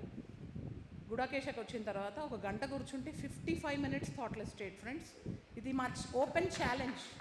మీరు ట్రైన్ యువర్ మైండ్ అనే ప్రోగ్రామ్ చేసిన, Gudakesha 41 nights and days online course చేసిన, face to face workshops 3-4 days ఉన్న వర్క్షాప్స్ చేసిన, ఇది ఓపెన్ ఛాలెంజ్. మీకు థాట్లెస్ పైన ఫుల్ పట్టు వస్తుంది.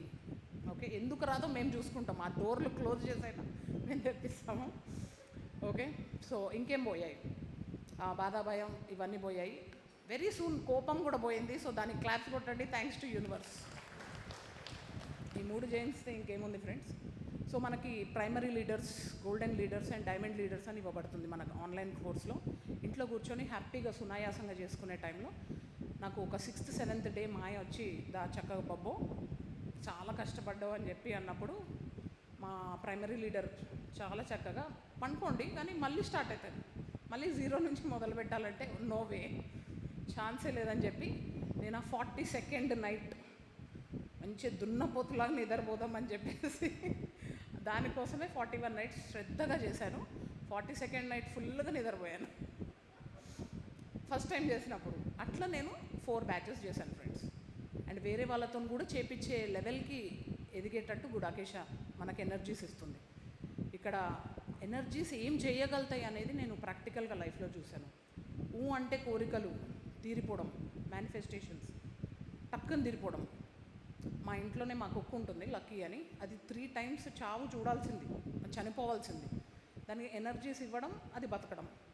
తర్వాత ఆఫ్కోర్స్ నాకు రియలైజేషన్ వచ్చింది, జ్ఞానం పెరిగింది. సార్ జ్ఞానము, స్వాధ్యాయము, సజ్జన సాంగత్యం with great Gudakesha masters. Gudakesha masters are great friends. వాళ్ళందరికీ ఒకసారి క్లాప్స్ కొట్టాలి.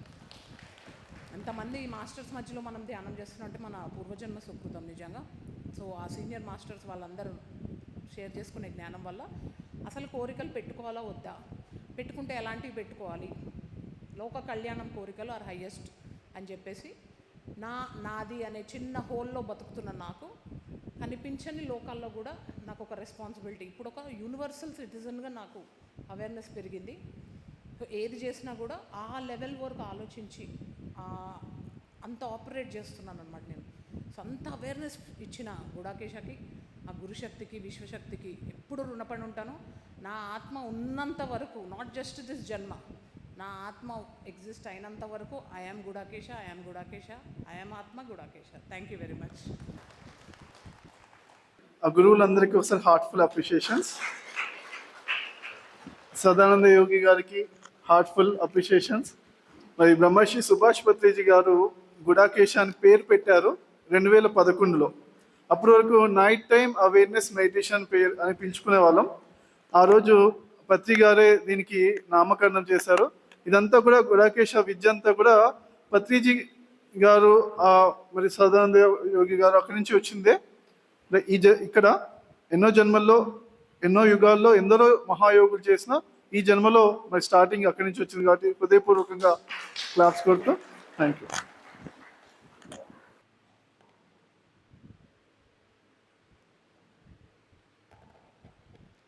ముందుగా బ్రహ్మర్షి పితామహ పత్రిజీకి, మన గ్రాండ్ మాస్టర్ అయిన ప్రబోధ్ అచ్యుత గారికి నా ఆత్మ ప్రణామాలు. నా పేరు జానుప్రియ. నేను గుడాకేశ 2.5 years నుంచి చేస్తున్నాను, కంటిన్యూస్గా చేస్తున్నాను. ఫస్ట్ చాలా బ్యాచెస్ నేను ముందుకి బెండ్ అయిపోయేదాన్ని, అయితే నాలో చాలా ఇంప్రూవ్మెంట్ ఉంది. ఇప్పుడు కొంచెం మరీ స్ట్రైట్గా కాదు, నైట్ టైం కూర్చున్నప్పుడు కొంచెం అవేర్లో ఉంటున్నాను. సో అది ఇంప్రూవ్మెంట్ ఉంది. అయితే నేను గుడాకేశకి రాకముందు 15 years, ఆల్మోస్ట్ 15 years డైలీ చాలా సెన్సిటివ్గా ఉండేదాన్ని. డైలీ నాకు ఏడిస్తే కానీ ఆ రోజు కంప్లీట్ అయ్యేది కాదు, ప్రతిదానికి ఏడుస్తూనే ఉండేది, చాలా ఏడ్చేదాన్ని. అయితే నేను T3 బ్యాచ్లో జాయిన్ అయినప్పుడు సార్ చెప్పారు, మనం ఏడవడం అనేది విశ్వానికి చేసే అత్యంత ద్రోహం అని. సో అప్పటి నుంచి నేను ఆ బ్యాచ్లో, T3 బ్యాచ్లోనే నేను ఆల్మోస్ట్ 90% నేను ఏడవడం మానేశాను. అయితే ఇప్పుడు నేను మాత్రం గ్రాటిట్యూడ్ టీయర్సే వస్తాయి నా నుంచి, నా కళ్ళ వెంట నీళ్ళు వస్తున్నాయి అంటే ఓన్లీ గ్రాటిట్యూడ్ టీయర్సే అవి. Thank you so much sir. ఇంకొకటి, నాకు చీకటి అంటే చాలా భయం. చీకట్లో దయ్యాలు ఉంటాయేమో అనుకునేదాన్ని. అరుంధతి సినిమా చూడకముందు మంచం కింద మాత్రమే దయ్యాలు ఉండేవి, ఆ భయం వేసేది. అరుంధతి సినిమా చూసాక మంచం పైన కూడా దయ్యాలని అట్లా భయం ఉండేది. గుడాకేశ చేసిన తర్వాత భయాలన్నీ, అసలు ఏం భయం లేదు. ఇప్పుడు చాలా ధైర్యంగా చాలా ధైర్యం పెరిగింది. Thank you so much sir. కోపం నాకు చాలా తక్కువే, కానీ గుడాకేశకి వచ్చిన తర్వాత, చేస్తున్న తర్వాత అది కూడా చాలా తగ్గింది. చాలా రియలైజేషన్స్ లోపల నుంచి వస్తాయన్నమాట. ఎట్లా అంటే మన ఇంట్యూషన్ పవర్ అనేది చాలా పెరుగుతుంది. ఇలా క్వశ్చన్ వేసుకోగానే, అంతకుముందు ఆన్సర్ ఎప్పటికో వచ్చేది, ఇప్పుడు ఇలా క్వశ్చన్ వేసుకోగానే within 1 day, within that day నాకు ఆన్సర్స్ అనేవి నాకే తెలుస్తున్నాయి. సో ఇంట్యూషన్ పవర్ అనేది చాలా పెరిగింది నాకు. ఇంకా నేను థాట్లెస్ స్టేట్ అచీవ్ చేశాను, నా హ్యాపీనెస్ అనేది పెరిగింది. ఇంకా thank you so much sir. ఇప్పుడు నేను నా ఆరాన్ని కూడా నేను గమనించగలుగుతున్నాను, ఎనర్జీని. అంతకుముందు నా స్టార్టింగ్లో గుడాకేశ ద్వారానే ధ్యానంలో స్టార్ట్ చేశాను. అంతకుముందు 1 year మా PMC ద్వారా వచ్చాను, తర్వాత గుడాకేశ జాయిన్ అయ్యాను. దీంట్లోకి వచ్చిన తర్వాత బాడీలో వైబ్రేషన్స్, ఎనర్జీస్ అన్నీ గమనించగలిగాను. బాడీ బయట కూడా నేను ఎనర్జీని గమనించగలుగుతున్నాను ఇప్పుడు. Thank you sir, thank you so much. ఇంకా చెప్పాలంటే ఇంకా చాలా మార్పులు ఉన్నాయి నా లైఫ్లో. Thank you sir, thank you for everything.